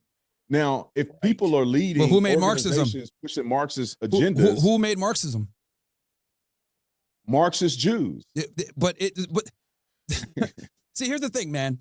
Sometimes we just gotta call a spade a spade. The Marxist right? Jews are a problem. Can we agree to that? Well, Marxism in itself is a problem, but that's a Jewish construct. So is feminism. Well, All the if you say isms it's a Jewish, it's are a Jewish Marxist constructs. Jewish construct. That's not Marxism. Isn't exclusively for everybody that's a Jew. No, but it was made You by say Jews. Marxist Jews came up with the idea, so Marxist It's made Jews by are the Jews. problem. It's made by Jews. Marxist Jews. Marxist Jews. Karl Marx was a Jew. Right. Jews that believe in Marxism. I don't That's like understand. saying these ignorant black folks who vote a certain way that's destroying this country. Somehow black folks created that. No, it's these ignorant black folks that are creating that. Fair. Black. All right. Let me just set something fucking straight here, okay? Because they're both. Great point. I got it. Just because I hit the pause button, let me just crush this real quick. Listen, guys. You guys are both nice guys, but you don't know what the fuck you're talking about. And this is on Tatum, and this is on Maines or whatever, Gaines or Byron or whatever his name is. Okay, Marxism, absolutely. Karl Marx, he was ethnically Jewish, which means on his mother's side, there was Jewish blood by birth. That's it. That's all it means. He rejected Judaism. He rejected religion. He repudiated all religion altogether. Marxists believe that anyone who celebrated religion was a threat and an ignoramus, okay? And then also, it wasn't, this is what you need to understand, is that it wasn't just Marx. Frederick Engels also created Marxism, and he was a German. He wasn't Jew. So when you sit here and make these grandiose comments that a Marxist Jew created, no, a Marxist created who happened to have Jewish blood. I've got Jewish blood, so that's like calling me a Jewish conservative. Okay. So if we're going to bring up Marx and we're going to bring up Lenin and Stalin and we're going to bring up Maoism and we're going to bring up Che Guevara and we're going to bring up Nietzsche and we're going to bring up Da Vinci and Michelangelo and we're going to go down this whole crux, let's make sure we know what the blank we're talking about. Okay. This is ridiculous. Go ahead, Leeroy. Sorry. Got mad. I am just sending you just now the most interesting book any Jew would ever want to read then. So way back when Karl Marx was just getting started, that's right. He wrote a book. Yep. He wrote a book called The Jewish Question. That's correct. And so when this guy is talking about how the Jewish people were somehow the inventors of Marxism, well, then why would Marx ask such a poignant question to go, well, maybe we should get rid of the Jews? Like, no, 2 and 2 is not working here. So he was plainly crazy. So Marx questioned the treatment of Jews, but that's not Marx advocating for Jews is what people need to understand. They also use the Bolshevik Revolution in Russia, that it was Jewish led. Now, this is one of the biggest misnomers. Absolutely. There were Marxist Jews who were in the Bolshevik Revolution, 3 of them to be exact. But there was also Orthodox. There were also Russian born who turned against Russia, and revolutionists. It wasn't just the Jews. So this is where your problem is. This is how we solve this right here. Just listen to what I'm going to say, and then we can finish the rest of this. The whole reason you keep saying Jews did this and Jews did this and Jews did this is you can't differentiate between a religion and an ethnicity and people's actions. Because I don't hear you saying Christians did this and Catholics did this and Baptists did this and Orthodox did this and Buddhists did this. The reason why you can't is because you think Jews is a dirty word. Right. You think that's why you say it. It's a fucking moniker, and it's a slur.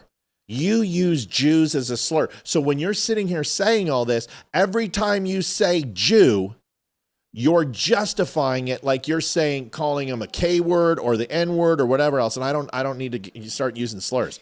So this is the thinking of these people, is that Jewish is a bad word. And that's what Officer Tatum's trying to say, is you think it's a slur. You think it's a curse word when you can't differentiate their ethnicity and their religion and their actions. And that's your problem. That's what Marx did. And that's what Hitler did. That's what Mussolini did. That's what Maoist did. That's what Lenin did. So this is the whole argument against these people, is you think Jews is a dirty word, and that's why you're saying what you're saying. Right. He needs to turn them into oppressors so that someone else can be victims. That's why you can tell this guy is a little bit left-leaning, and he doesn't realize it or not, but in a lot of ways he's looking for some reason to Matt covered it at the beginning of the show. There's a big fascist point to the front end of this, to say, look, Jews are the problem. Why don't we just re-follow in the footsteps of Hitler? Why don't you just say that, dude? Right. Just be honest. Just say you want the Jews gone. Just rip that Band-Aid off. You know what? I want all radical Muslim terrorists gone. Of course. Every one of them. And eradicate them from the earth. If you believe Jews are truly terrorists, is what you're saying. They are terrorists. They are the reason for terrorism. They're the reason for war. They're the reason for debanking. There's a reason for censorship on social media. They're the reason for pornography. They're the reason for the downfall of society. They killed Christ. You believe they're terrorists to society and the world. So you should ask for the eradication of Jews, because that's what you're saying. Why don't you say that? Just like the word fascism, when the left puts it on us, it's not because they really believe we're fascists. Listen to me. They say it so they can hurt us. Right. They say it so they can justify harming us, because they tried deplorables. They tried the gun-grabbing Bible thumpers. They tried the uneducated. They tried the Rust Belt. They tried those things. Then they tried transphobic and racist and homophobic. They tried domestic terrorist, and now it's fascist, and you can hurt a fascist. They can say Nazi, because you can hurt a Nazi and it's okay. Their language is precipitating violence. And that's exactly what this guy's doing. And it's just as bad as the left. This is the woke left, the woke right together. People are all not the Let me say this. Jesus died for our sins, so you don't have anything you need to clean up. Thank you so much, Pauline. $25. God bless you. It's not all Jews, but damn near every time it's always Jews. That's what I'm trying to say. But the biggest threat, to America is Jewish influence. Jews. The biggest No, threat, it's not. that I will say it right now. Everyone else is too scared to say it in the right wing. The biggest threat we have in America is Jewish influence and subverting our government for their own agenda. That is a complete, ridiculous, asinine statement. Okay, I'm getting mad. I'm not going to cuss. No, because this guy's he's an idiot. I'm not going to cuss. And I don't like to use make fun of people like that, but he's basically making the point that all Jews are to blame. He's on the right, and it's everyone on the right who hates Jews. And that's none of that is true. 100%. None of that is true. Fascism was born from the left. Matt and I have covered it. Yes, they have. They was absolutely born from the left. Here's the thing. I love it when people go BS. Listen, you walk into a room like this, and all you have is you can't even say bullshit. Because just make an argument. Prove it. Name one thing that I've said. And maybe you're not talking to me. Maybe you're talking to this guy. So I'm going to stop. I'm not going to overreact. I'm pretty sure Jim Brown is on our side. So Jim, I apologize if you're saying it to them. Let me just say this. England is more of a threat to the United States of America than Israel. Yeah. England within the next 10 to 15 years will have Muslim influence of an extremist level inside their government. Censorship will be in full force, and totalitarianism will be flirted with. The monarch will be stripped, and the royals will be castigated from England. and be replaced with Muslim leaders. If you think I'm wrong, go back about a year and 2 months ago when I did an intelligence brief on England, and Leeroy remembers this, and I walked people through the predictability of England becoming a Muslim country and the first slight major power to have a full nuclear capable country that was run by extremists. There's more of a threat of that happening in England than there is a threat of Israel.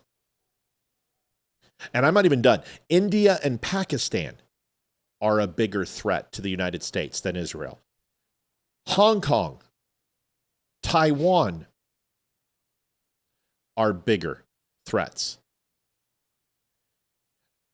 Poland is a bigger threat. Because it's not necessarily the country itself, it's what people want to do to Taiwan, what they want to do to Poland, that are the bigger threats. I know what you're trying to say. I know you do. I'm just making sure they knew. Go ahead, Leeroy. It's any country that has some level of power, right, baked into their system, but maybe they lack the proper documentation that restricts some level of government power, right? These are the countries that could become authoritarian really quickly, and all it takes is a little bit of a nudge. And here's a great example. Matt was just talking about Great Britain. Last year, Great Britain averaged 12,000 arrests for people who made for people who expressed an opinion online. These are free speech arrests. That's more than 30 a day. 30 people a day in Great Britain were arrested for having opinions online. Think about that. Look what they just Is did that in authoritarian? England. Look, England's fall. I'm telling you, Europe is going to fall. Yeah. Europe is toast. Scandinavian countries will be okay because they're predominantly still racist, just to let you know. But Germany, France, England, cooked. Cooked. And you better hope Poland stays neutral, because let me explain something. And what you need to understand is, if you want to know where World War III is going to happen, let me tell you where it's going to happen. Because I told you about Iran, and so did Leeroy. We told you about Russia and Ukraine. We told you about Taiwan. We've been right. Leeroy was right the whole time. It took me at the 3-month mark, 3 weeks away, and I flipped and I said, nope, Putin's going in. And Leeroy and I both flipped the switch because the intel changed. And I said Ukraine would hold indefinitely as long as the U.S. supplied proxy. Leeroy remembers that, and they did. Yep. So let me say this. Listen to me, listen to me, listen to me. World War III is absolutely tied to England, Germany, and France, all right there. And the reason why is because if Islam takes over those 3 countries, Russia will invade. I'm just letting you know. There is nothing more that Vladimir Putin hates more than Muslims. And it's the one thing that the United States and Russia agreed upon was hunting terrorists. They loved doing it together. And Spetsnaz and Politburo and Russian forces, Federation forces, work together to eliminate terrorists.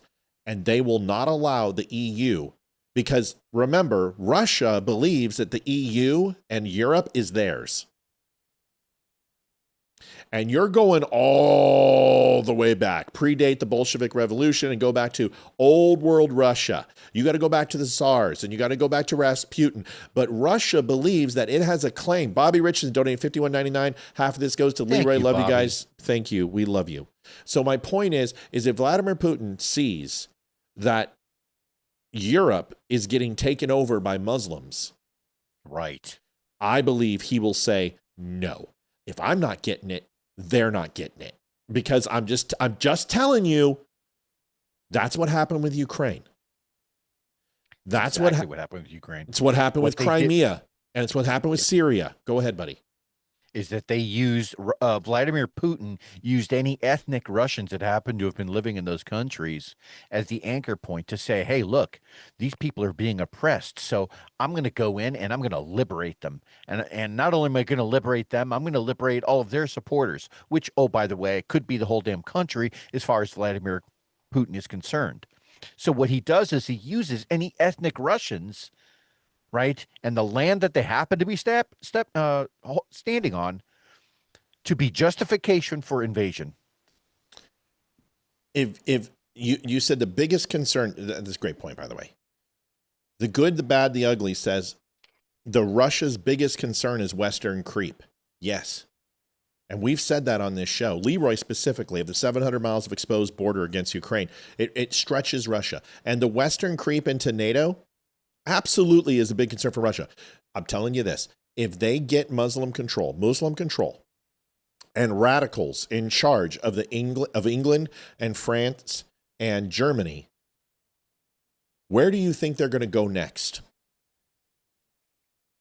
Muslims are overpopulating the entire world. They are having kids at an epic clip. By far, I think the closest next ethnicity of having children is like at a 4 point. They're like at a 6-1, an ungodly number. Yeah. They're having kids. So they are growing so fast. The overflow, they're not going to be able to put them all in Europe. If you think that the long-term goal of these groups is to not dominate Europe, which the Middle East has coveted since the days of spice trading, since the days of trading clams and shells. This goes back thousands of years. This goes back to the Turks. This goes back to the nomads. This goes back to the vagabonds. This goes back to the gypsies. Mm-hmm. There is a history between the Middle East and Russia. Why do you think that the Kremlin looks like Tunisia? Can you answer me that? Has anyone seen the Kremlin? How come it looks Middle Eastern? How come everything in Russia has Middle Eastern heritage? That's a great point. Have you guys read books? Have you studied world history? Go look at the Persian Empire and the influence that it had on Russia. Mm-hmm.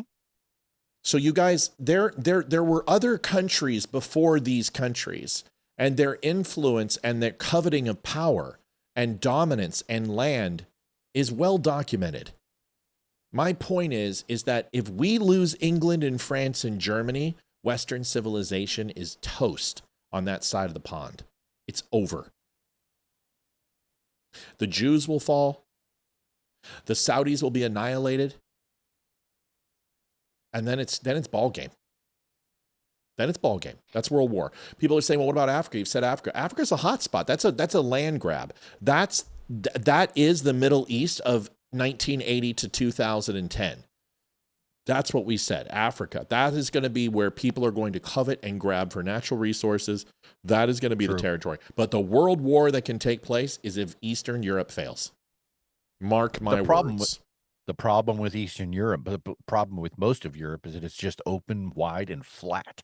Yeah. So there's very few geographic boundaries to stop one country from getting into another and just tearing up its business just for the sake of either resources or, somebody needs to move a boundary. Yeah. Sandy says they'll be in the United States next and they're close to it. What do you mean if, Matt, they're already taking over there? Because Eastern Europeans still they run parliament. They run government.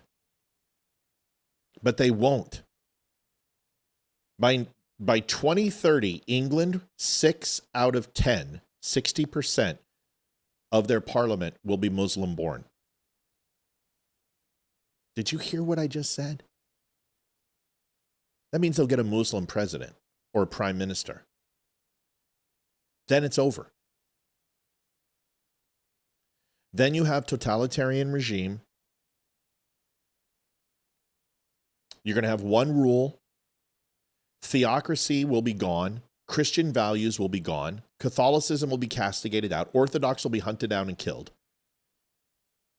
And you will literally have over the loudspeaker right next to Buckingham Palace 5 times a day to kneel east. How do we know this? We've seen it before. Hell, but less than 2 weeks ago, we saw that they were trying to put that thing over the loudspeaker in Dearborn. Dearborn. You guys, unbelievable. The United States is not at risk to fall under Sharia law because our key positions, we're not even close. Our key positions do not have Muslim infiltration. Ilhan Omar and Rashid Tlaib are nothing. They have no power. They have power in their own Democratic Party, but they don't have universal power in the United States. But if we don't stop this DEI shit right now, we will be where England is and Canada is 10 years from now. Because Canada's next. Yeah. Canada's next, but they're doing it in a different way. They're embracing globalism. And they're going to a different, like, we literally could have, I don't even know if it would be socialism and communism. What up north would be. It's not nationalism. It reminds me of communism. There's censorship, gun confiscation, think, speak, and all this other type of stuff. But sure, they want to be globalists. They want to be accepted by the So what would that be called? It's like a hybridized version of almost like a fascism, honestly. Even though fascism is really kind of nationalism, all that they did when Giovanni Gentili created fascism was he swapped out national identity for a class struggle. That's so right. It's really it's the class struggle part of what's going on in Canada that kind of tells me that it's leaning more Marxist, not fascist. So it's Marxism with a touch of like globalism is what they're after. So essentially, and that's exactly what I got. Global socialism, one-word socialism, internationalist socialism, and the one I like the best, this is the one I think it is global governance socialism. That's what Canada believes in. Yeah. So, and I'm not saying all Canadians, and please don't get upset. We've lost Canadian viewers because they're like, what? We're not talking about that. That's not what I'm saying. But the government right now and what they're pushing, it's a very interesting conversation. It's a very good conversation. And listen, I like listening to other people debate. People ask me where Tatum falls. Tatum is conservative, very conservative, God-fearing, conservative, good man, smart man. I like him a lot. I don't like some of the things that happen right there because there was a lot of disinformation that he was doing that I didn't like, and he should have. There's a lot of posturing. Yeah, but. What is it, Myron Gaines? Yeah, Myron Gaines. I think so. He says he's a conservative. He says he's America first, but he comes off as a fascist idealist. He comes off as an idealist. So he's an idealist because he won't admit his true intentions. So he masks his intentions with things that are societally acceptable, but his true intention is castigated out from society. So he would be like a person who says, I'm American first, but I'm a fascist, without saying he's a fascist. Now, and I'm not like the left where everybody's a fascist, but what he was saying there was there is a particular group of people who are responsible for the downfall of the world. Who does that sound like? Right. So when you hear, I would be curious to know what his opinions are on certain themes, things like the centralization of power or the utility of violence, whether or not he believes in some level of control of information from a particular perspective. I'd like to hear his thoughts on that because my guess is that when you boil down, like he can say that he's right wing all day, but that's not what his policies suggest. Is all I'm saying. Yeah, no, it's really good. No, it's really an excellent point. See, I love this. I love doing this. By the way, folks, goal timer on the clock is going to go on right now. It looks like we have 21 minutes left to hit goal. We're really close. We should be able to crush this. Let's do that. Let's have a really good night tonight. My son hurt his knee in a football game, and I'm not doing Tiny Tim, and he really got banged up. He's in a full brace, and he's not feeling good. And he wants to go to the football game tomorrow night, the high school football game, and it's homecoming. I really want him to go, and I would love not to be on the show tomorrow. I'm just going to say that. I haven't taken a night off in I don't know how many years. I mean, it's literally You absolutely should. the 2 years. At least. I can't remember. It doesn't matter. The point is, well, besides the construction and maybe one other night, it doesn't matter. The point is love to crush it tonight. Okay. All right. Here is, really appreciate that conversation. It's a good conversation. I'm not knocking on either of them. I'm just saying, if you can't study history and you can't understand Russian influence, go back and look at Russians from the 16 and 1700s, and they were wearing turbans. Their swords were scimitars. That's right. Where did that come from?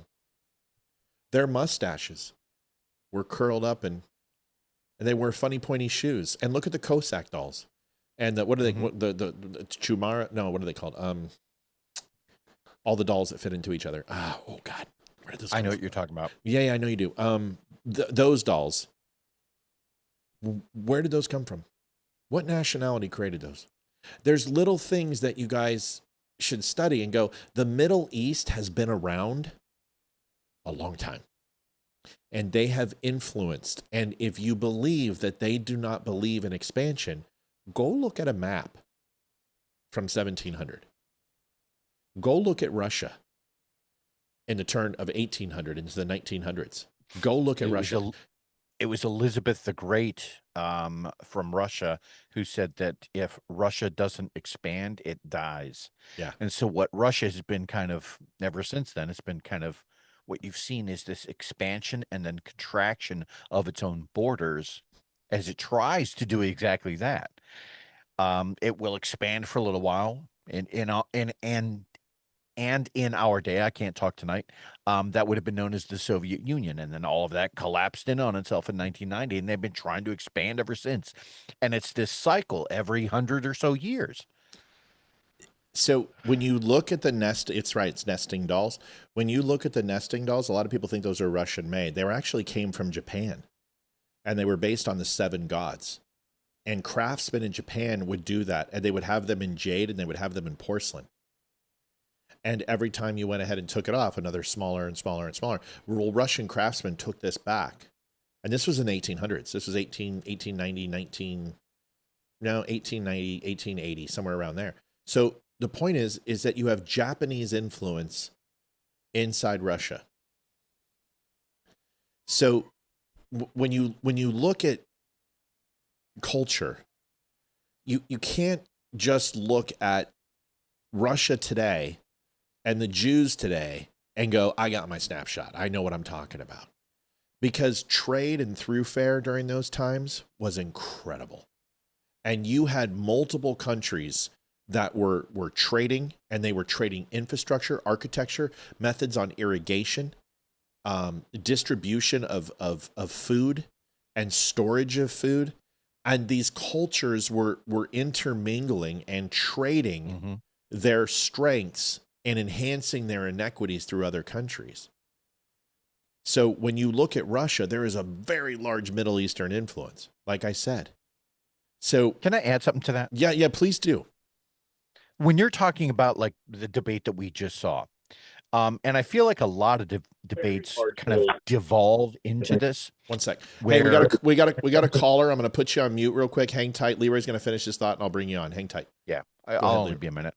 I feel like a lot of times the debates these days, they devolve into this backtrack, this revisiting of history, just so that the opposing side can say, see, gotcha.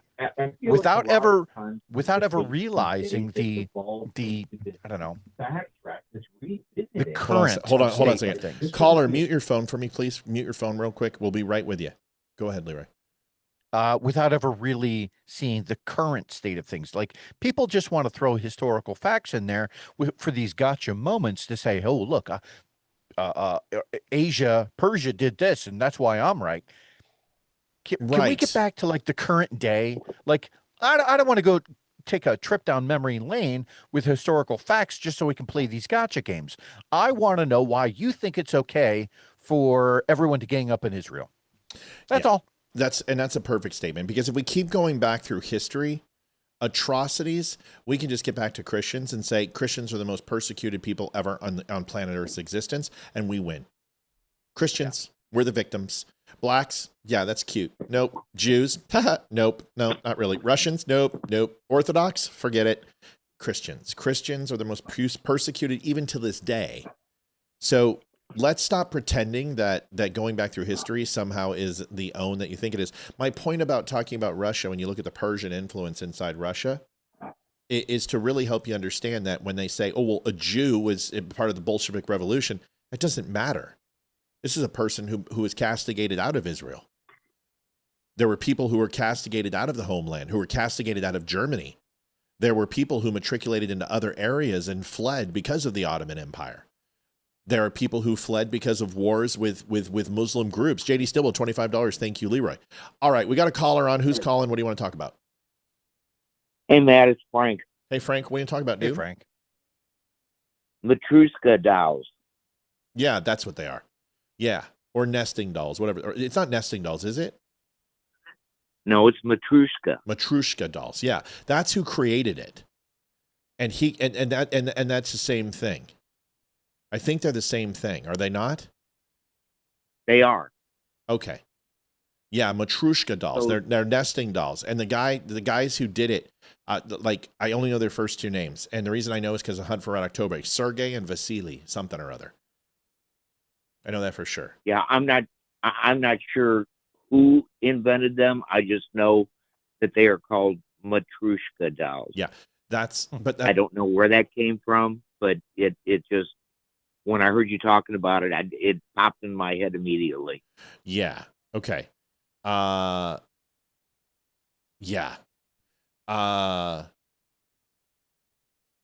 Matryoshka. Do you have your computer? I can look it up on mine. Anyway, it doesn't matter. The point is, thank you for filling in the gaps on that, man. And someone did say nesting dolls, but Matryoshka doll is absolutely what it's called. Anything else you want to chat about tonight, buddy? No, dude, you guys are doing a bang up job tonight. I'm telling you, I'm not in good shape right now, and because I'm feeling a little under the weather. But oh, buddy, man, I can't turn this off. I mean, it's just it's just too good. Well, I want you to feel better. Are you doing better than our last call?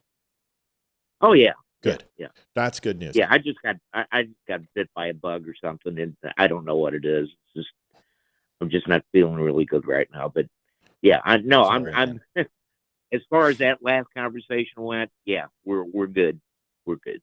Is it Zatrushka? Matryoshka. Look up Maronia. Look up the name Maronia. And see if you come up, if that's where the Matryoshka comes from. Because they're always female, aren't they, those dolls? I don't know that they're necessarily male or female. I the ones that I've always seen always seem to be female. Yeah, that's what I thought. Look up Maronia. It's a very popular Russian name, and see if that has anything to do with Matryoshka. Hang on a second. Because the vowels at the end of Russian they're interchangeable, kind of like ed and ing and es for us. So if you look up Maronia, is complicated. Yeah, that's right. Cyrillic is a pain in the ass.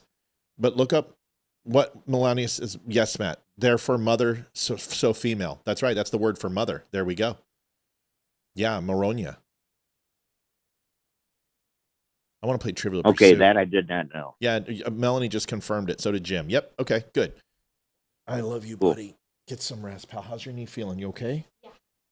Feeling a little bit better? Yeah, the place definitely helps. Good. Would you take that to the kitchen for Dad? I love you, buddy. Have a good night's sleep. All right. Interesting. All right. Well, Frankie, I love you, bud. Thanks for calling, and we appreciate you. We're 223 to goal. We need $75 to get there. Want to make it happen. So it's on its way. Oh no! Don't you dare! You knock it off. You don't feel well. You need to take care of yourself. Get some chicken nunu or something, dude. Yeah, buddy. What's that, man? Relax. All right. I'm here for you. Well, we love you, dude, and we thank you for always helping us out, Bubba. We'll see you soon. You think that's good? Wait till the next segment. We got some good stuff for you. Okay. All right. Love you guys. Love you too, buddy. Bye. Okay. Take care, Frank. Frank is a good dude. We love him to death. All right. So, because I know we're going to hit goal, I'm not even going to do a commercial. And I want to power through. Do you have a hard stop? 9 o'clock? 9:30? What do you got? 9:15. 9:15 done. We're ending the show at 9:15. So we got to power through. We got some stuff. Let me show you this, dude. You're gonna love this, Leeroy. You're gonna love this, dude. You're gonna get a matrushka in your pants. Oh, it's gonna be wooden. Here it is. Right when you see it, dude. Yes, matrushka. Yes. Wait, Watch. what is that? It's a shoddy, is what it is. Uh-huh.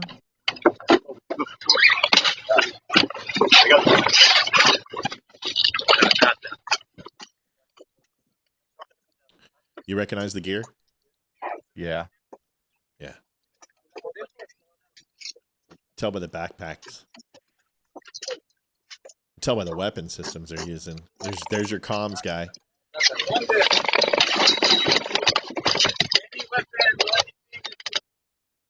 You get some rank insignia there.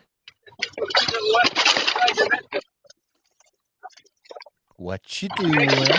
Yeah.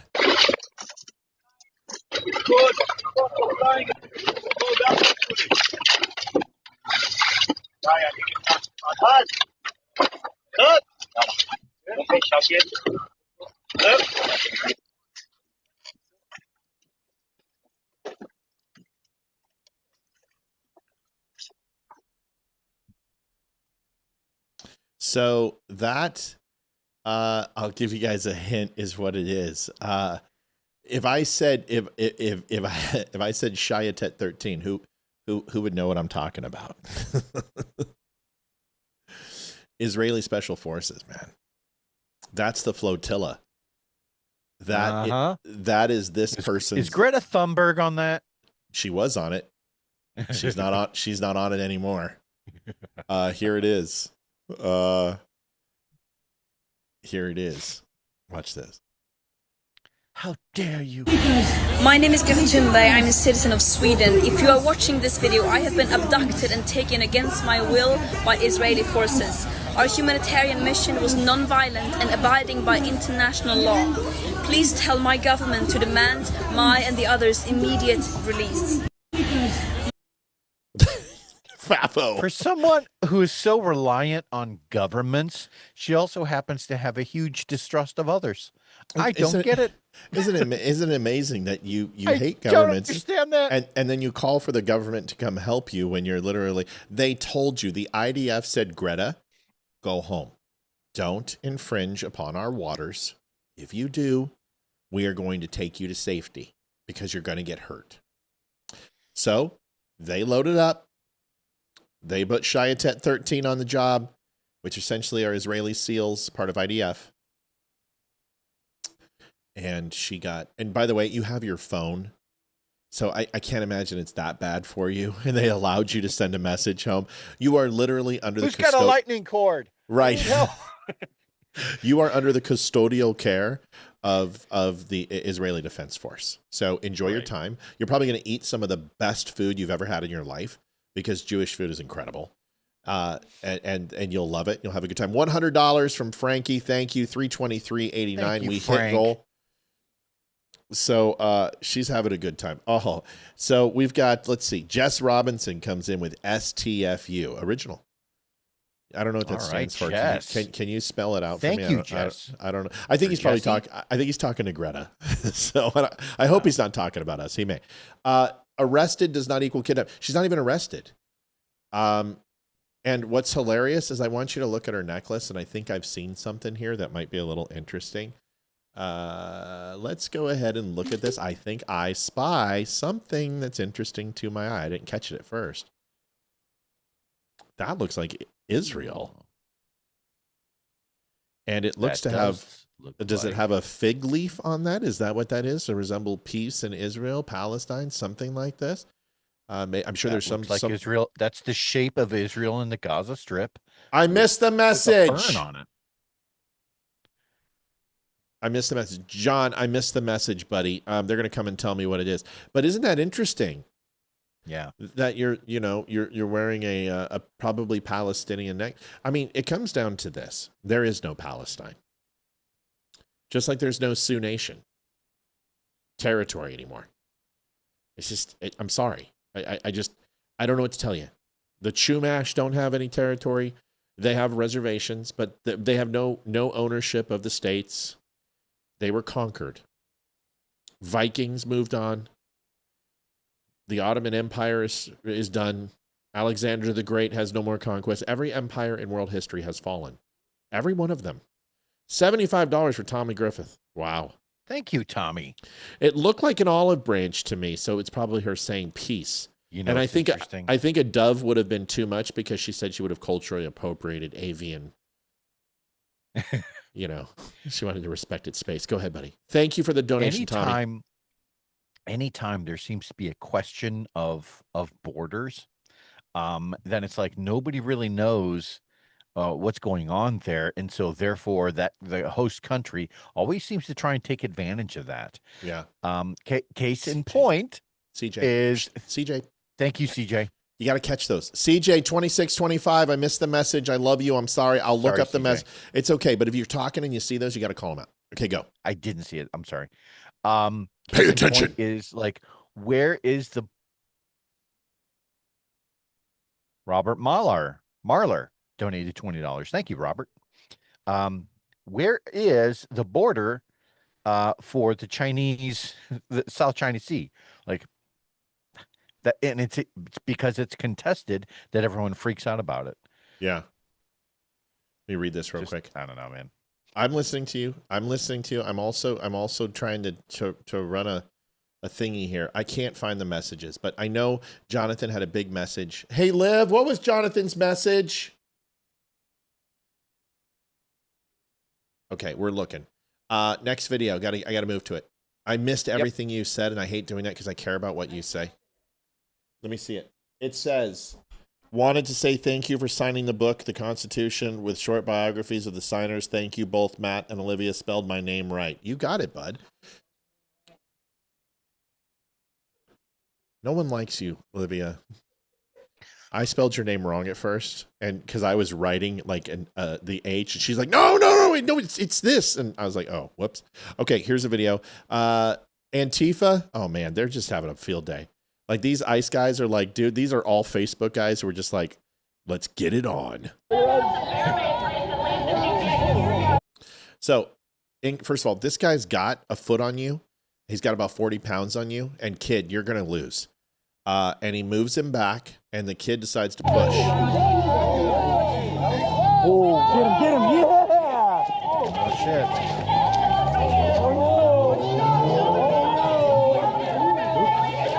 That's a fuck around and find out right there. Beautiful. Oops. Beautiful.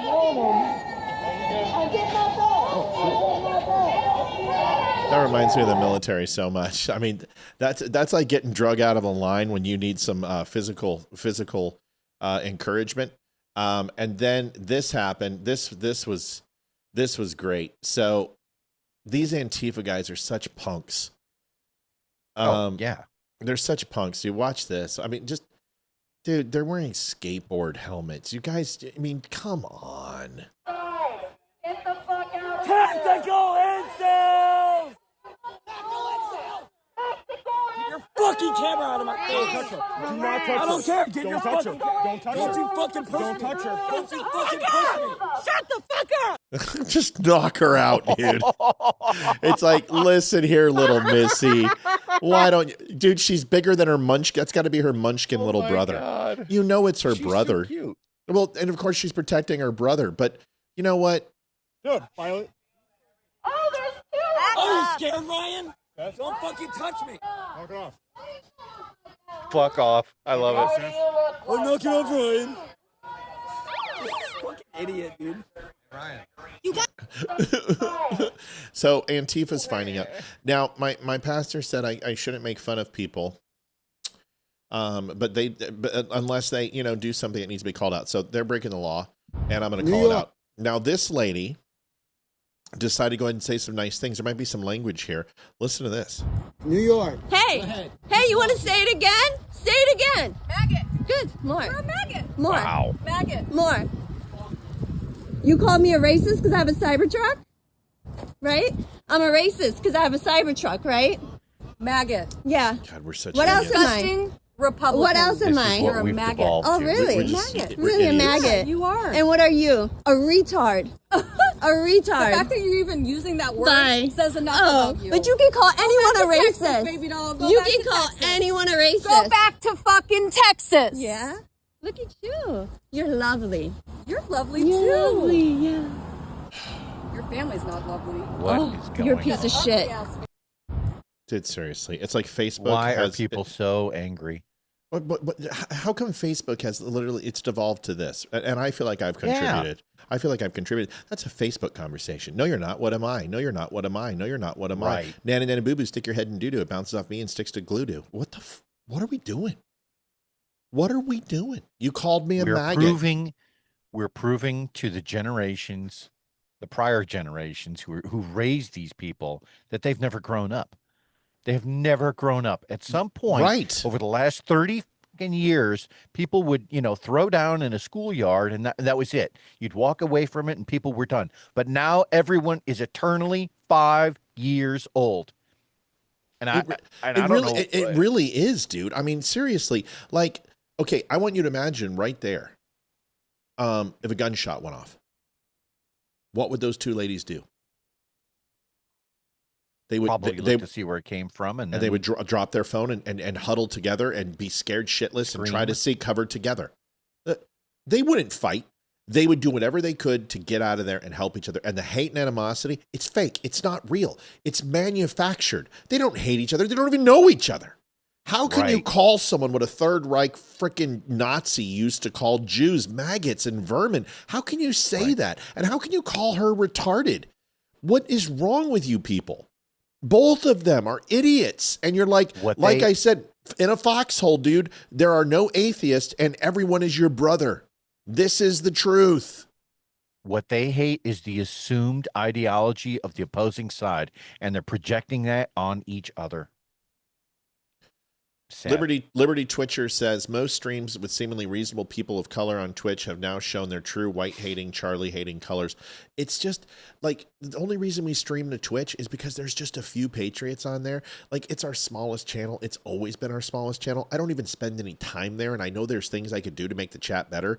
But honestly, we're there because there's people who actually want to hear conservative politics. But this transcends conservatism.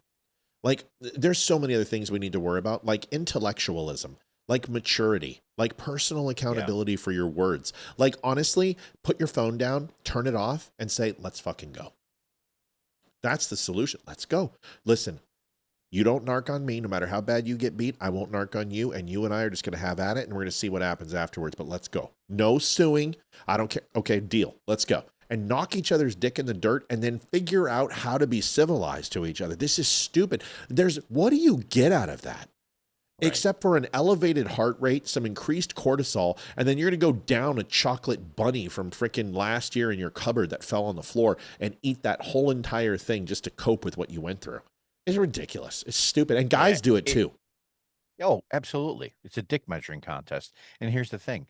Like, doesn't matter how the physical confrontation would go, it also doesn't solve anything, because at the end of the day, somebody's going to get beat up. The other one's, might have a fat lip or black eye, whatever the case is, but that's not going to change anybody's mind.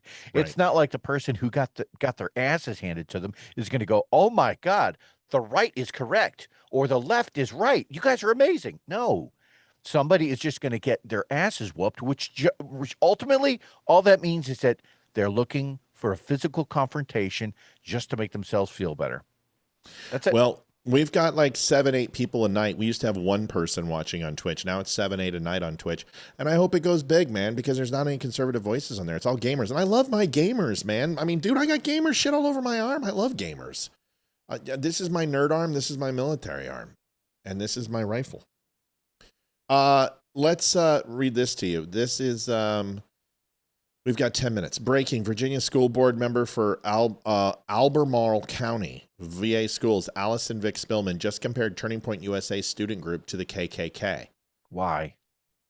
She says the TPUSA club at WHS is having a speaker come to their club meeting during lunch to speak about 2 genders, 1 truth. As a school board member and proud parent of a trans student, I am beyond livid. In my opinion, this is not a matter of free speech. It's hate speech. Of course it is. You're a liberal. And it has no place in our schools. If the KKK wanted a speaker during lunch, would we allow that as well? I also believe it violates school board policy. If this makes you angry too, then I encourage you to email the school board and the school admin and let them know. Shame on the ACPS. Hey, Miss Spillman, why don't you do this? As an educated person who seems to understand transgenderism and also that the Ku Klux Klan and what it stands for, which none of us agree with, why don't you go and debate? Why don't you use that college education and liberal arts that you love so much and go and make an effing argument and show these cluckers or show these racists how racist they are? Because you can't, because you're just as bad as the ladies screaming racist and screaming retard as you don't believe what you're saying. You're triggered. You don't want it to be around and you want someone else to deal with it, but you want to make it go away. You want someone to cancel it because you're not capable. This is why they killed Charlie Kirk. This is why leftists are insane. Start debating. Get into listen, do you think I was born with this skill? I was, but I had to fine tune it. And I can get my butt kicked. There are people who will mop the floor with me. But I'm not afraid to put myself out there. Go ahead, Leeroy. There's something called the Weimar fallacy. I can't talk tonight. Weimar fallacy. It's a German thing, and it's the misconception that the Nazi Party rose to power in Germany because of an excess of free speech, when in fact it's the exact opposite that's true. And this lady is kind of proving that. This whole idea that the KKK or that Nazis are somehow, that they shut down free speech and this is a free speech fight. No, it's not. No. And the fact that you're saying what you're saying is the proof of that. And she doesn't get it.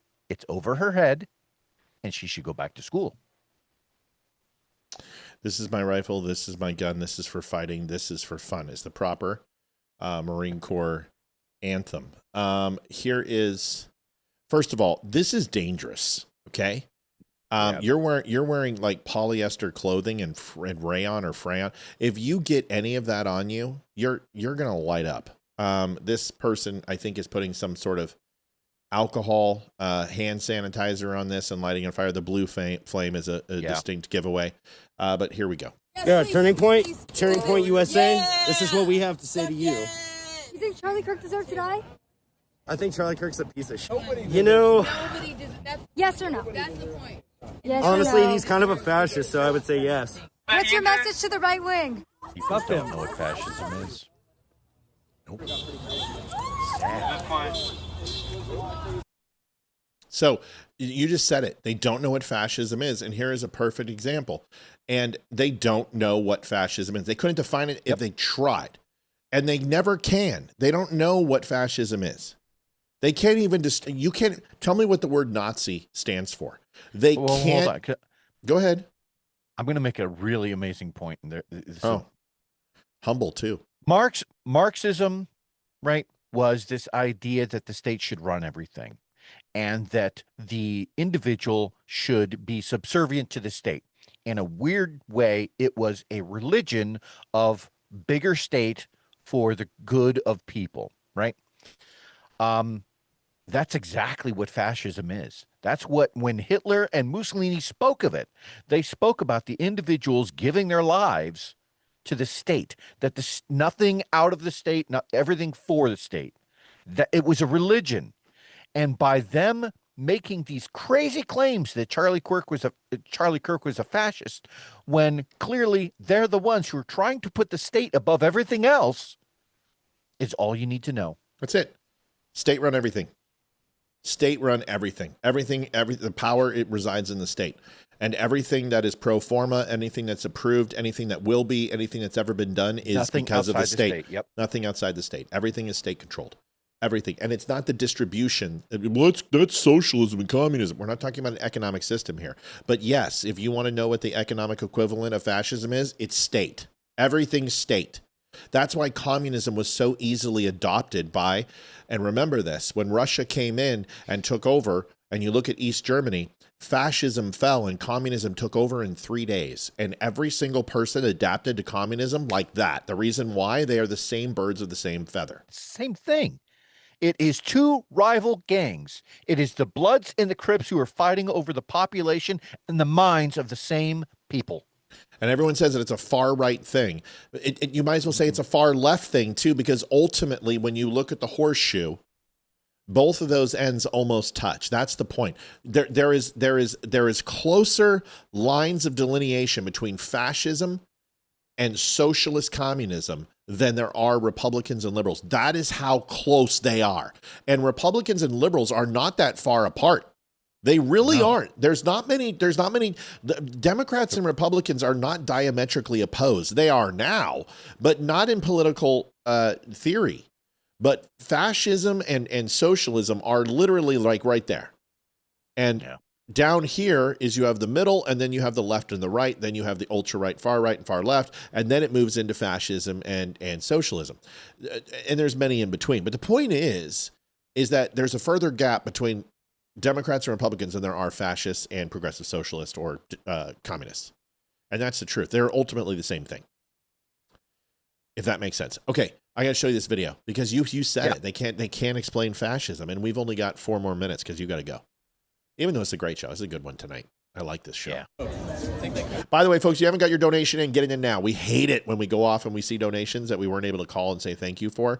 So we're at 0 hours left. We have hit our goal, but we're always willing to overdrive. If you haven't had a chance, please do. We would love to see that. Or go pick up a shirt, some coffee, whatever. Share, like, and subscribe. We had a lot of people on tonight. Great to see. I'm going at 100 miles an hour. Here is this video, and this is a perfect example of what Leeroy just said. Do we continue to have a civil conversation without you being an outside activist? Don't have civil conversation with fascists. I'm sorry. Look at what you're doing. Look at who you're supporting. You really can't handle yourself in public? I can handle it with non-fascists, bro. I can handle it with people that support basic human rights and democracy. We're not fascists. Try to handle yourself a little bit. Look at what you got on your head right now. That dumbass hat. Take that shit off. Nah, it's a great hat. The hat makes him a fascist. I got class. I wish I could say no. You support fascists. It's all right. We support fascists. We'll be here all day. Can you define fascism? I'll be back. Define fascism. You can't. Majority of my family died because of fascists and Nazis. You support it. I don't got time for this bullshit. He doesn't know how to define fascism. What is fascism? What is fascism? He doesn't know. He doesn't know it. Fascism is when Christian and government. There's a lot of intelligent people you can talk to. It says it's a system of government. So can we break down the word government for everyone to understand what government is? And I think it's important because I always want to go back to the Latin or the Greek when we're trying to understand the etymology of a word. It's very important. So when we look at but let's look at government. Okay, so to govern and the types of government that we have. The one thing that government has in it is to lead, to rule, to represent is to govern. And the ment is the action of it. And the one common denominator about all religion, I don't care if it's theocracy, I don't care if it's imperialism, I don't care if it's a monarchy, I don't care if it's a dictatorship, every government is described as being representative of the people. Yes. But that's where it stops. It ends right there. Because just because something is described as for the people doesn't mean there are different levels of what that representation, what those freedoms, what that overall rule looks like. And it's defined by the actions of the government that either expands or limits the freedoms of the people. So when you say fascism, a form of government, it is absolutely 100% correct, but completely antithetical to the creation of what government is supposed to do. Yes. It is supposed to be the action of leading the people, but fascism doesn't do that. Fascism limits the freedom of the people, and the government gets to decide what's good for the people. That's not government. The government dictates how businesses operate. They dictate not only what they're going to charge, but they also dictate their supply chains and who they're going to sell to. In like 1942, it was Hitler who basically said that the land was national property and the end is only given to the individual. Oh, and that it was only given to the individual as a loan, that basically the state owns everything, the land and all. Nazis advocated for nationalized health care. I mean, who does that sound like? Distribution was a part of the Nazis. Extended vacations, maternal and paternal leave. I mean, these are socialist constructs and ideas.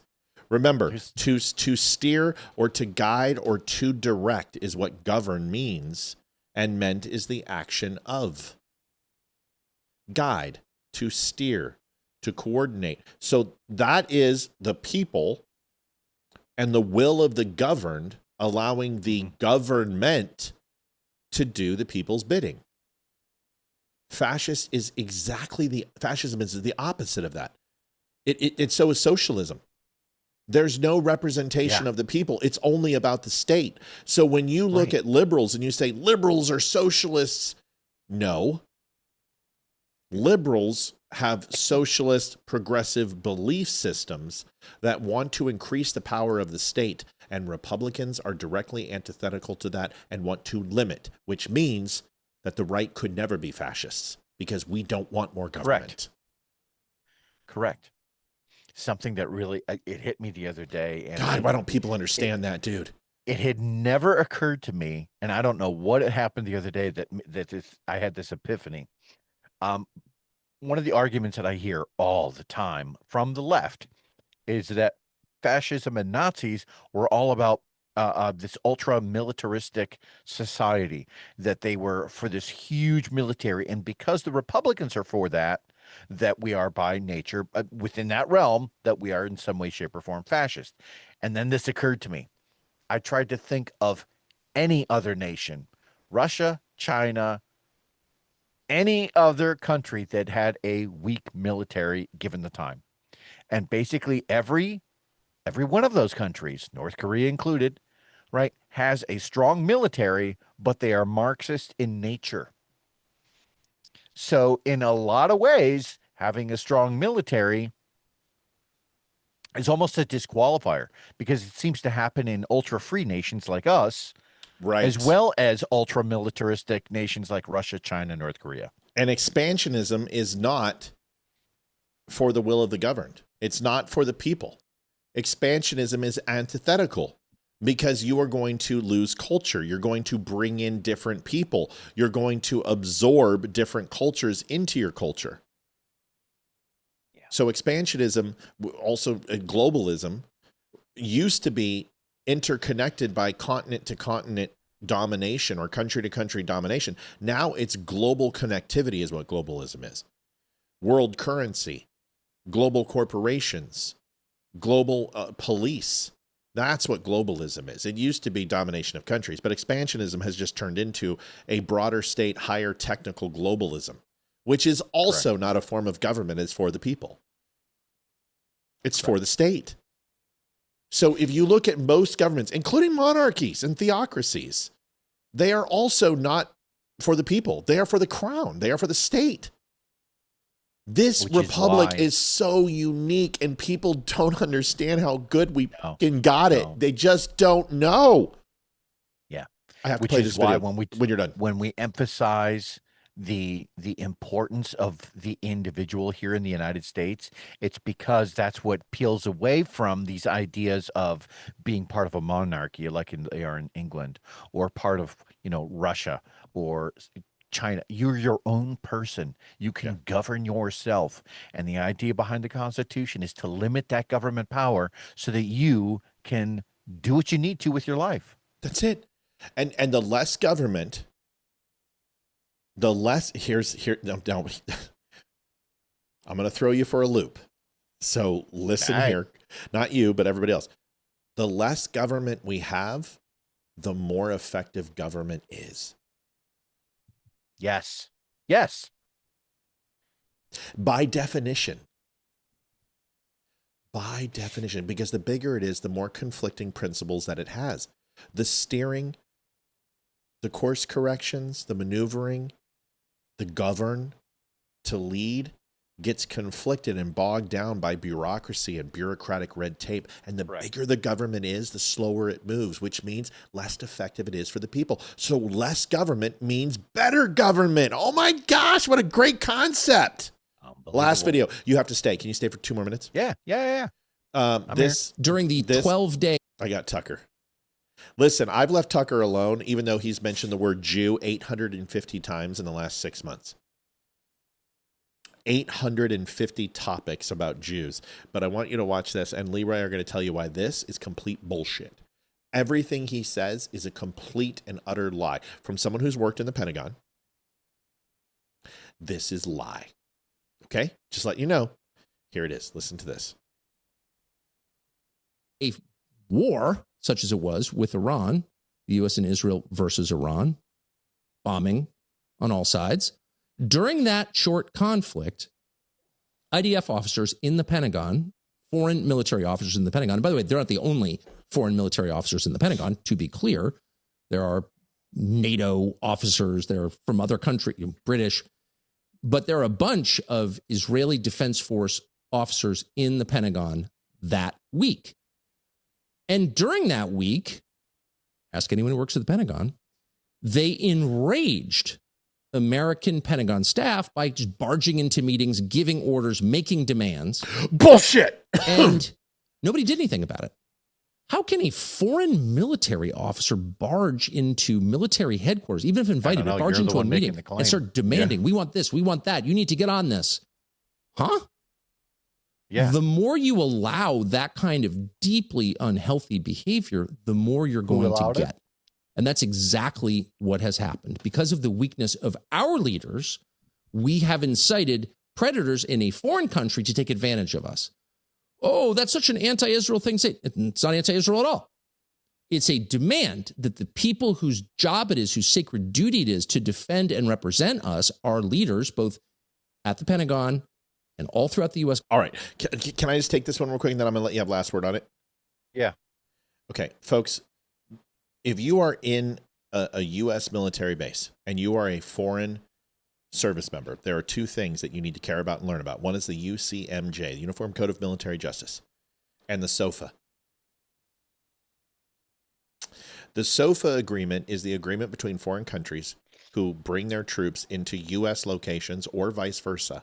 That this agreement is essentially a status of how you must represent yourself based upon the customs of our military and yours. And the one agreement under SOFA with all militaries is that officers, no matter the rank or country that they are to be respected if they are a higher rank than you.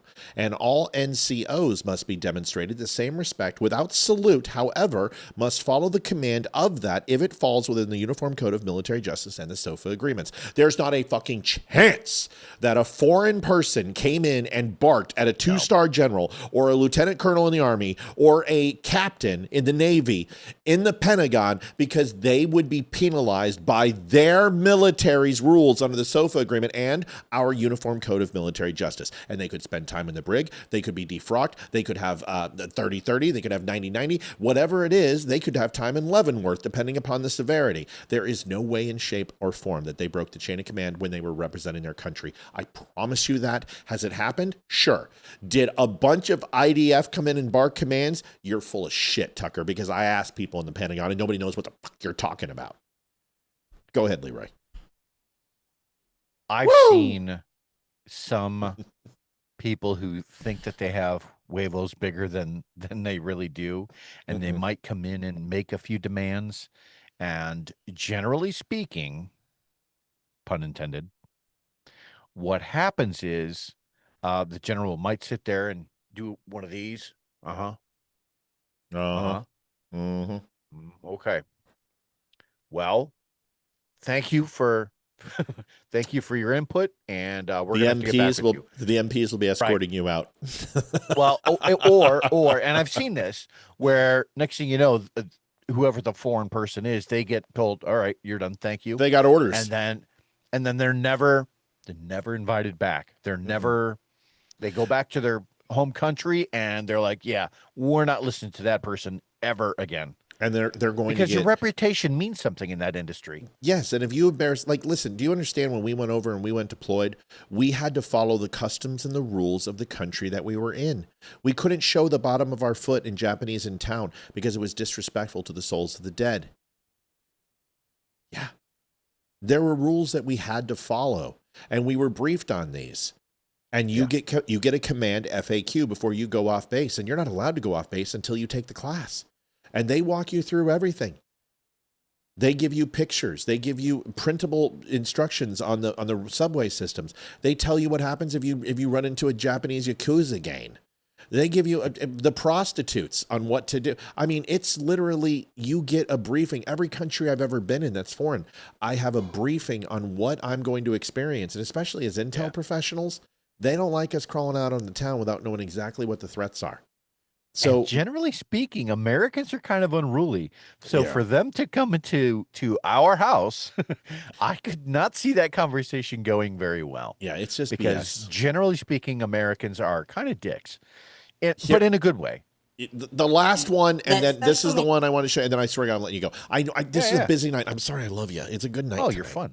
All right, this is fun. MTG.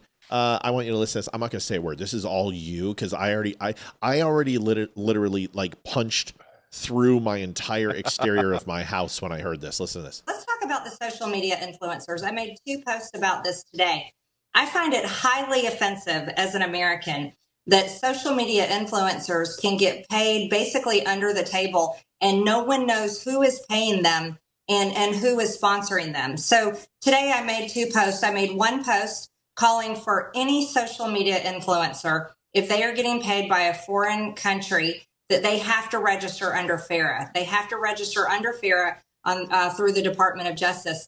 The second post I made probably about an hour ago is I posted that, as a matter of fact, all social media influencers, they should have a badge or an icon or a different color check mark that lets the American people know that they take money for their posts, whether it's political, corporate sponsorships, or on behalf of a foreign government. I think these paid social media influencers need to, it's just like on TV you have to talk about who is sponsoring your program. Broadcasters have to say, this message is brought to you by XYZ. I think it should be the same for social media influencers. But the biggest part, Matt, is when it comes to them taking money from foreign governments. They should have to disclose that. It should be made available to the American people. And especially our MAGA influencers that are so-called America First. The biggest message they need to hear is they're not America First if they're taking payments by a foreign government. Okay. The lot to unpack. There's a little bit I was just going to say those exact words. So M. Boyd, subscribe. Thank you. Leeroy, you take it, and I'll give you my opinion as a social media influencer. Sure. So Marjorie Taylor Greene is stepping way out of the lines of their purview. Okay. That should be applicable when you are voted into that office. Then you should have the microscope shoved in every orifice to make sure that you aren't doing exactly what she just described. But as a free market industry, I don't care where you think, why you think you should have any input of where that money comes from. None of your business. You stay in your lane, we stay in ours. That's an authoritarian move. So when I was just talking about this, like there's the left-leaning Republicans and the right-leaning Democrats. This is a way left-leaning move. This is her basically saying, hey, we think we need to have more government, another 3-letter agency that will step in to monitor these accounts. No, that's authoritarian. Back out. Let me make sure the Jewish space laser girl wants us to put gold stars on our profile. Yeah, she's useless. How about some serial numbers on our arms? You want to do that too? Right. There, MTG. Let me just tell you. Let me explain. I already declare my funds through income tax. If you want to know who's paying me, you have a form of government that already collects that information. I have to file a 1099. Okay. And I have to file I-9 verification, and I have to sign up with my EIN and my LLC, which we are now titles of incorporation, The Dumb Show, and I have to submit that every single quarter for tax purposes. If you want to know who's paying me, check your effing records. It's right there. Audit me. But for me to have to go ahead and put up who's paying me, is it's not a us problem. That's a you problem. And no offense, more of that needs to go to aim towards Congress and Senate. And here's my thoughts. This comes down to I have nothing to hide. And this is the saying, hey, give up your free speech and your liberties. You have nothing to hide, right? Well, no, I don't have anything to hide, but that's not the point. I don't have anything to hide. The money I make, everyone knows where the money comes from. Money comes from social media, and it comes from the people who watch this show. And I don't have any more sponsors. I had Wimkin, and we all know what happened there. It doesn't matter. And even if Israel came to me and said, we want to give you $100,000 annually to talk about Israel. Sure. You want to talk about cooking? You want to talk about lamb kuchen? What do you want to talk about? Well, we want you to spread disinformation and speak positively of Israel no matter what they say. And I'd say, thank you so much. Go fuck yourself. Then if they say, we believe that you are a great resource of information for people to listen to, and you put the truth out about Israel. All we want you to do is continue to do that at a larger scale. We want to give you money to do that. And you know what my answer is? Okay. Would you like me to wear a little funny hat? I'll have them. I'll put the braids in. I'll be Hasidic Jew. I'll spit on Christians if you want me to for $100,000. But what I won't do is lie. And if you can't trust me as an American citizen under the First Amendment, and you don't believe that, then you aren't a free speech advocate, and you don't believe in the Constitution of the United States, and you are a threat to this country. I am adamant. Now, listen, I want to know if people are paid by Qatar. I can find that out. Whether the Freedom of Information Act, and I can go ahead and request those records. I can request it from a 501c3. I can request it from titles of incorporation. I can record it to LLC in my state. I can request information. And if I really want to find out, I can do that. And so can the U.S. government. It's not needed. It is just a glam piece for her because she believes the Jews are paying social media influencers. And there is absolutely zero evidence. And even the article that she's referring to said in the middle that we have no evidence of this. We think this is happening. The $7,000 per tweet that all the people are saying who are anti-Jew on my page, and they're like, you've been paid $7,000. First of all, if I paid $7,000, I want to be talking to you. Second, it said in the article there was no proof. Let me show you, and then we're going to go. If you don't believe, because I bring my receipts, and it's important. Here is the article. This was an Israeli hit piece by the Quincy Institute, which is Soros funded. Listen to what I said. Soros is creating division between Israel and conservatives. This was funded by the Quincy Institute.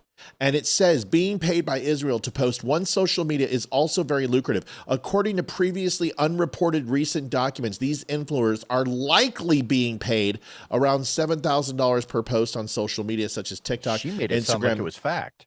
So this is speculative. It's bullshit. It's a hit piece. Stop believing this type of stuff. All they're trying to do is destroy the relationship between Israel and the United States. Charlie Kirk loved Israel.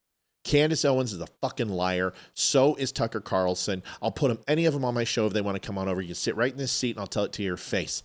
Because I won't let you do this bullshit of you just spinning truth. You don't get to decide what truth is. You have to put the facts out there logically and deduct your points. And if you're just basing it on somebody told me in a place from TPUSA, that's not the way journalists work. You're not a journalist. You're a clown.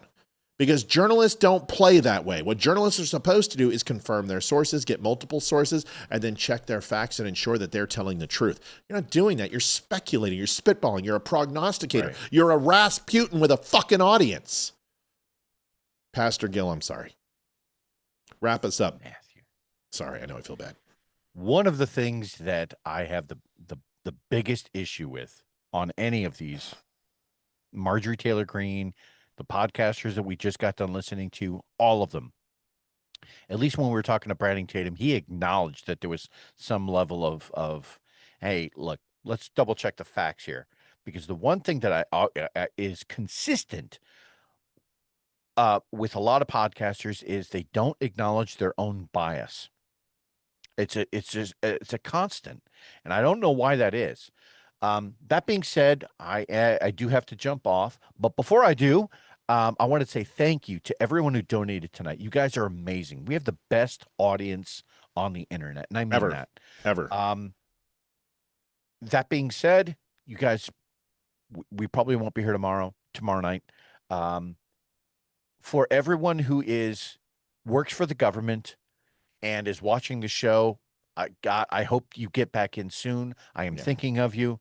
And beyond that, don't forget, fascism is leftism. Remember that. Here's something that Olivia just said, and it's genius, and this is why I love my wife. You have to stay for this 2 seconds. And I just don't want to let you go tonight, okay? I love you. I really appreciate her. She says, if MTG is so adamant that social media influencers need to advertise where their money comes from, then all politicians need to make public and post on their pages where they get their money from and what countries pay them.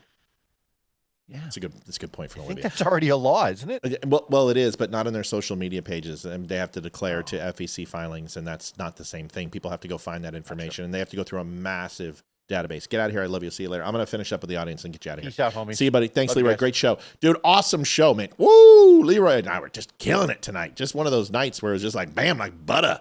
Listen, Melanie, I'm with you. I am with you. Like, the reason why I'm bothered by it is because just because you're taking money from a place that's off overseas, that's like people questioning that I'm in bed with Canada because I have a lot of Canadian donors. And if I disclose that, and somehow Canada becomes somehow doing irreparable harm to our country and associating with Canada is a bad thing, I all of a sudden I'm in bed with them. I'm willing to do it. Here's how. If the social media companies will be transparent and stop throttling us and stop giving carte blanche to the higher channels so they can maintain their advertising revenue without taking risk on smaller talent, so they will unthrottle our lives. And you guys know this. You see our lives. You guys know the numbers right now. I got 62 people on Facebook. Really? I know the numbers. I've seen the ratios. Even Benny should have 75,000, 80,000 people on. They throttle it. If social media will agree with full transparency, if social media will no longer throttle our posts and give everyone fair rank, then we won't need to have frickin' foreign influence. We wouldn't need to take money from other people who may be just a little rough around the edges or questionable. I think they make it really hard for people to do this job. And we're lucky we have figured out that the viewers are so giving and so caring. And not all podcasts are fortunate like us. A lot of them don't do lives anymore because they can't sustain the cost. We do because you guys. Yeah, no, Qatar. Listen, we know Qatar's given money to Tucker. We know Qatar is giving money to Candace Owens. We know this. We know because their rhetoric's the same. But we're talking about hundreds of thousands and millions of dollars. A low-level podcaster shouldn't have to disclose where he makes his money when they do it through income tax. I have to disclose that anyway to Facebook. Do you understand? In order to get approved, I have to register as a government agency and a political organization. They already know this. All this information is already here. Marjorie Taylor Greene's just too stupid to know it. I already have disclosed this information to the government. I have already to disclose where my income comes from. During tax season, whenever all Wimkin money, I had to give them the CEO's name, the banking records, the banking routing numbers, and where that money came from, and that I had not agreed to influence my show with the money they give me. I already had to do that. So my point is, I think a lot of people just don't know that social media, we already have a microscope so far up our butt that we don't know what to do with it. You know what I mean? So there it is. Great comment by Olivia. I had a lot of fun with y'all tonight. Wow, Donald Trump Jr.'s in our... Wow, it's so cool to see Donald Trump Jr. in our feed. Oh my God, I'm so honored. I love you. I love your teeth. So fantastic. I love all your hunting pictures. So good. So good. I love your dad. He's a good dude. Thank you so much for being here, Donald Trump Jr. I had no idea that you were gracing our. I hit the wrong button. I was trying to reply to you, but I banned you. I'm so sorry. Don, call back. Call back, Donnie. All right, everybody. Listen, I'll be here tomorrow. Oh, I got a call. I can't take call right now. I got to go. I'll be here tomorrow. We got it. Guys, we got a lot of things going on. We got to hit goal. So I'll be here tomorrow. I have to be here tomorrow. Maybe I won't. Maybe, I don't know. I'll figure it out. I'll do finances. I'll do some numbers, and I'll see. I want to thank you guys. 316,507. If you haven't followed the page, please do. If you haven't gone over to the Dumb Show, please do. We have the Charlie Kirk shirts up there. dumbshow.com. You can get coffee, you get mugs, you get hats, you get shirts, all that type of stuff. Go over there and do that. Take care of each other. God bless. Go to church this weekend. Sunday, go to church. Pastor Gil is coming on the show. He's going to be here. I got a super chat from WR332, $5. Politicians should wear sponsor jackets like NASCAR drivers. Then we know who owns them. Yeah, it's really good. I love that. Robin Williams said that. It's very good. Thank you for the donation. Listen, Pastor Gil is going to be here. We figured out the date. It is going to be October. I think it's going to be the 29th. He's going to be here. And he'll be here for our live show. He's going to be in studio. I am so excited for you to meet this guy. He's so cool. He's going to help us out, answer a lot of questions. I'm excited. Thanks for tonight. You guys are awesome. I love it. It's the best show I've had in a long time. And I did cuss 4 times, and I'm sorry to the people who don't like me cussing, but I'm really doing well. I'm doing much better. And I know there's people who want me to cuss. They won't leave if I don't cuss, but people do leave because I do. So I'm trying really hard. I got a little bit upset. I apologize. But I'm going to continue to work on it, be a better person for you, as you are a better group of people always for me. So thank you so much. Love you guys. Talk to you soon. Bye. Adjusting transmitter output. This is the Don't Unfriend Me Show with your hosts, Matt. Yes, Melanie, non-denomination. Amy and Olivia. Geopolitics, military analysis, and election coverage. Coming to you live on all major social media channels at The Dumb Show. Honest, direct, unfiltered. We can agree, we can disagree. Just don't unfriend me.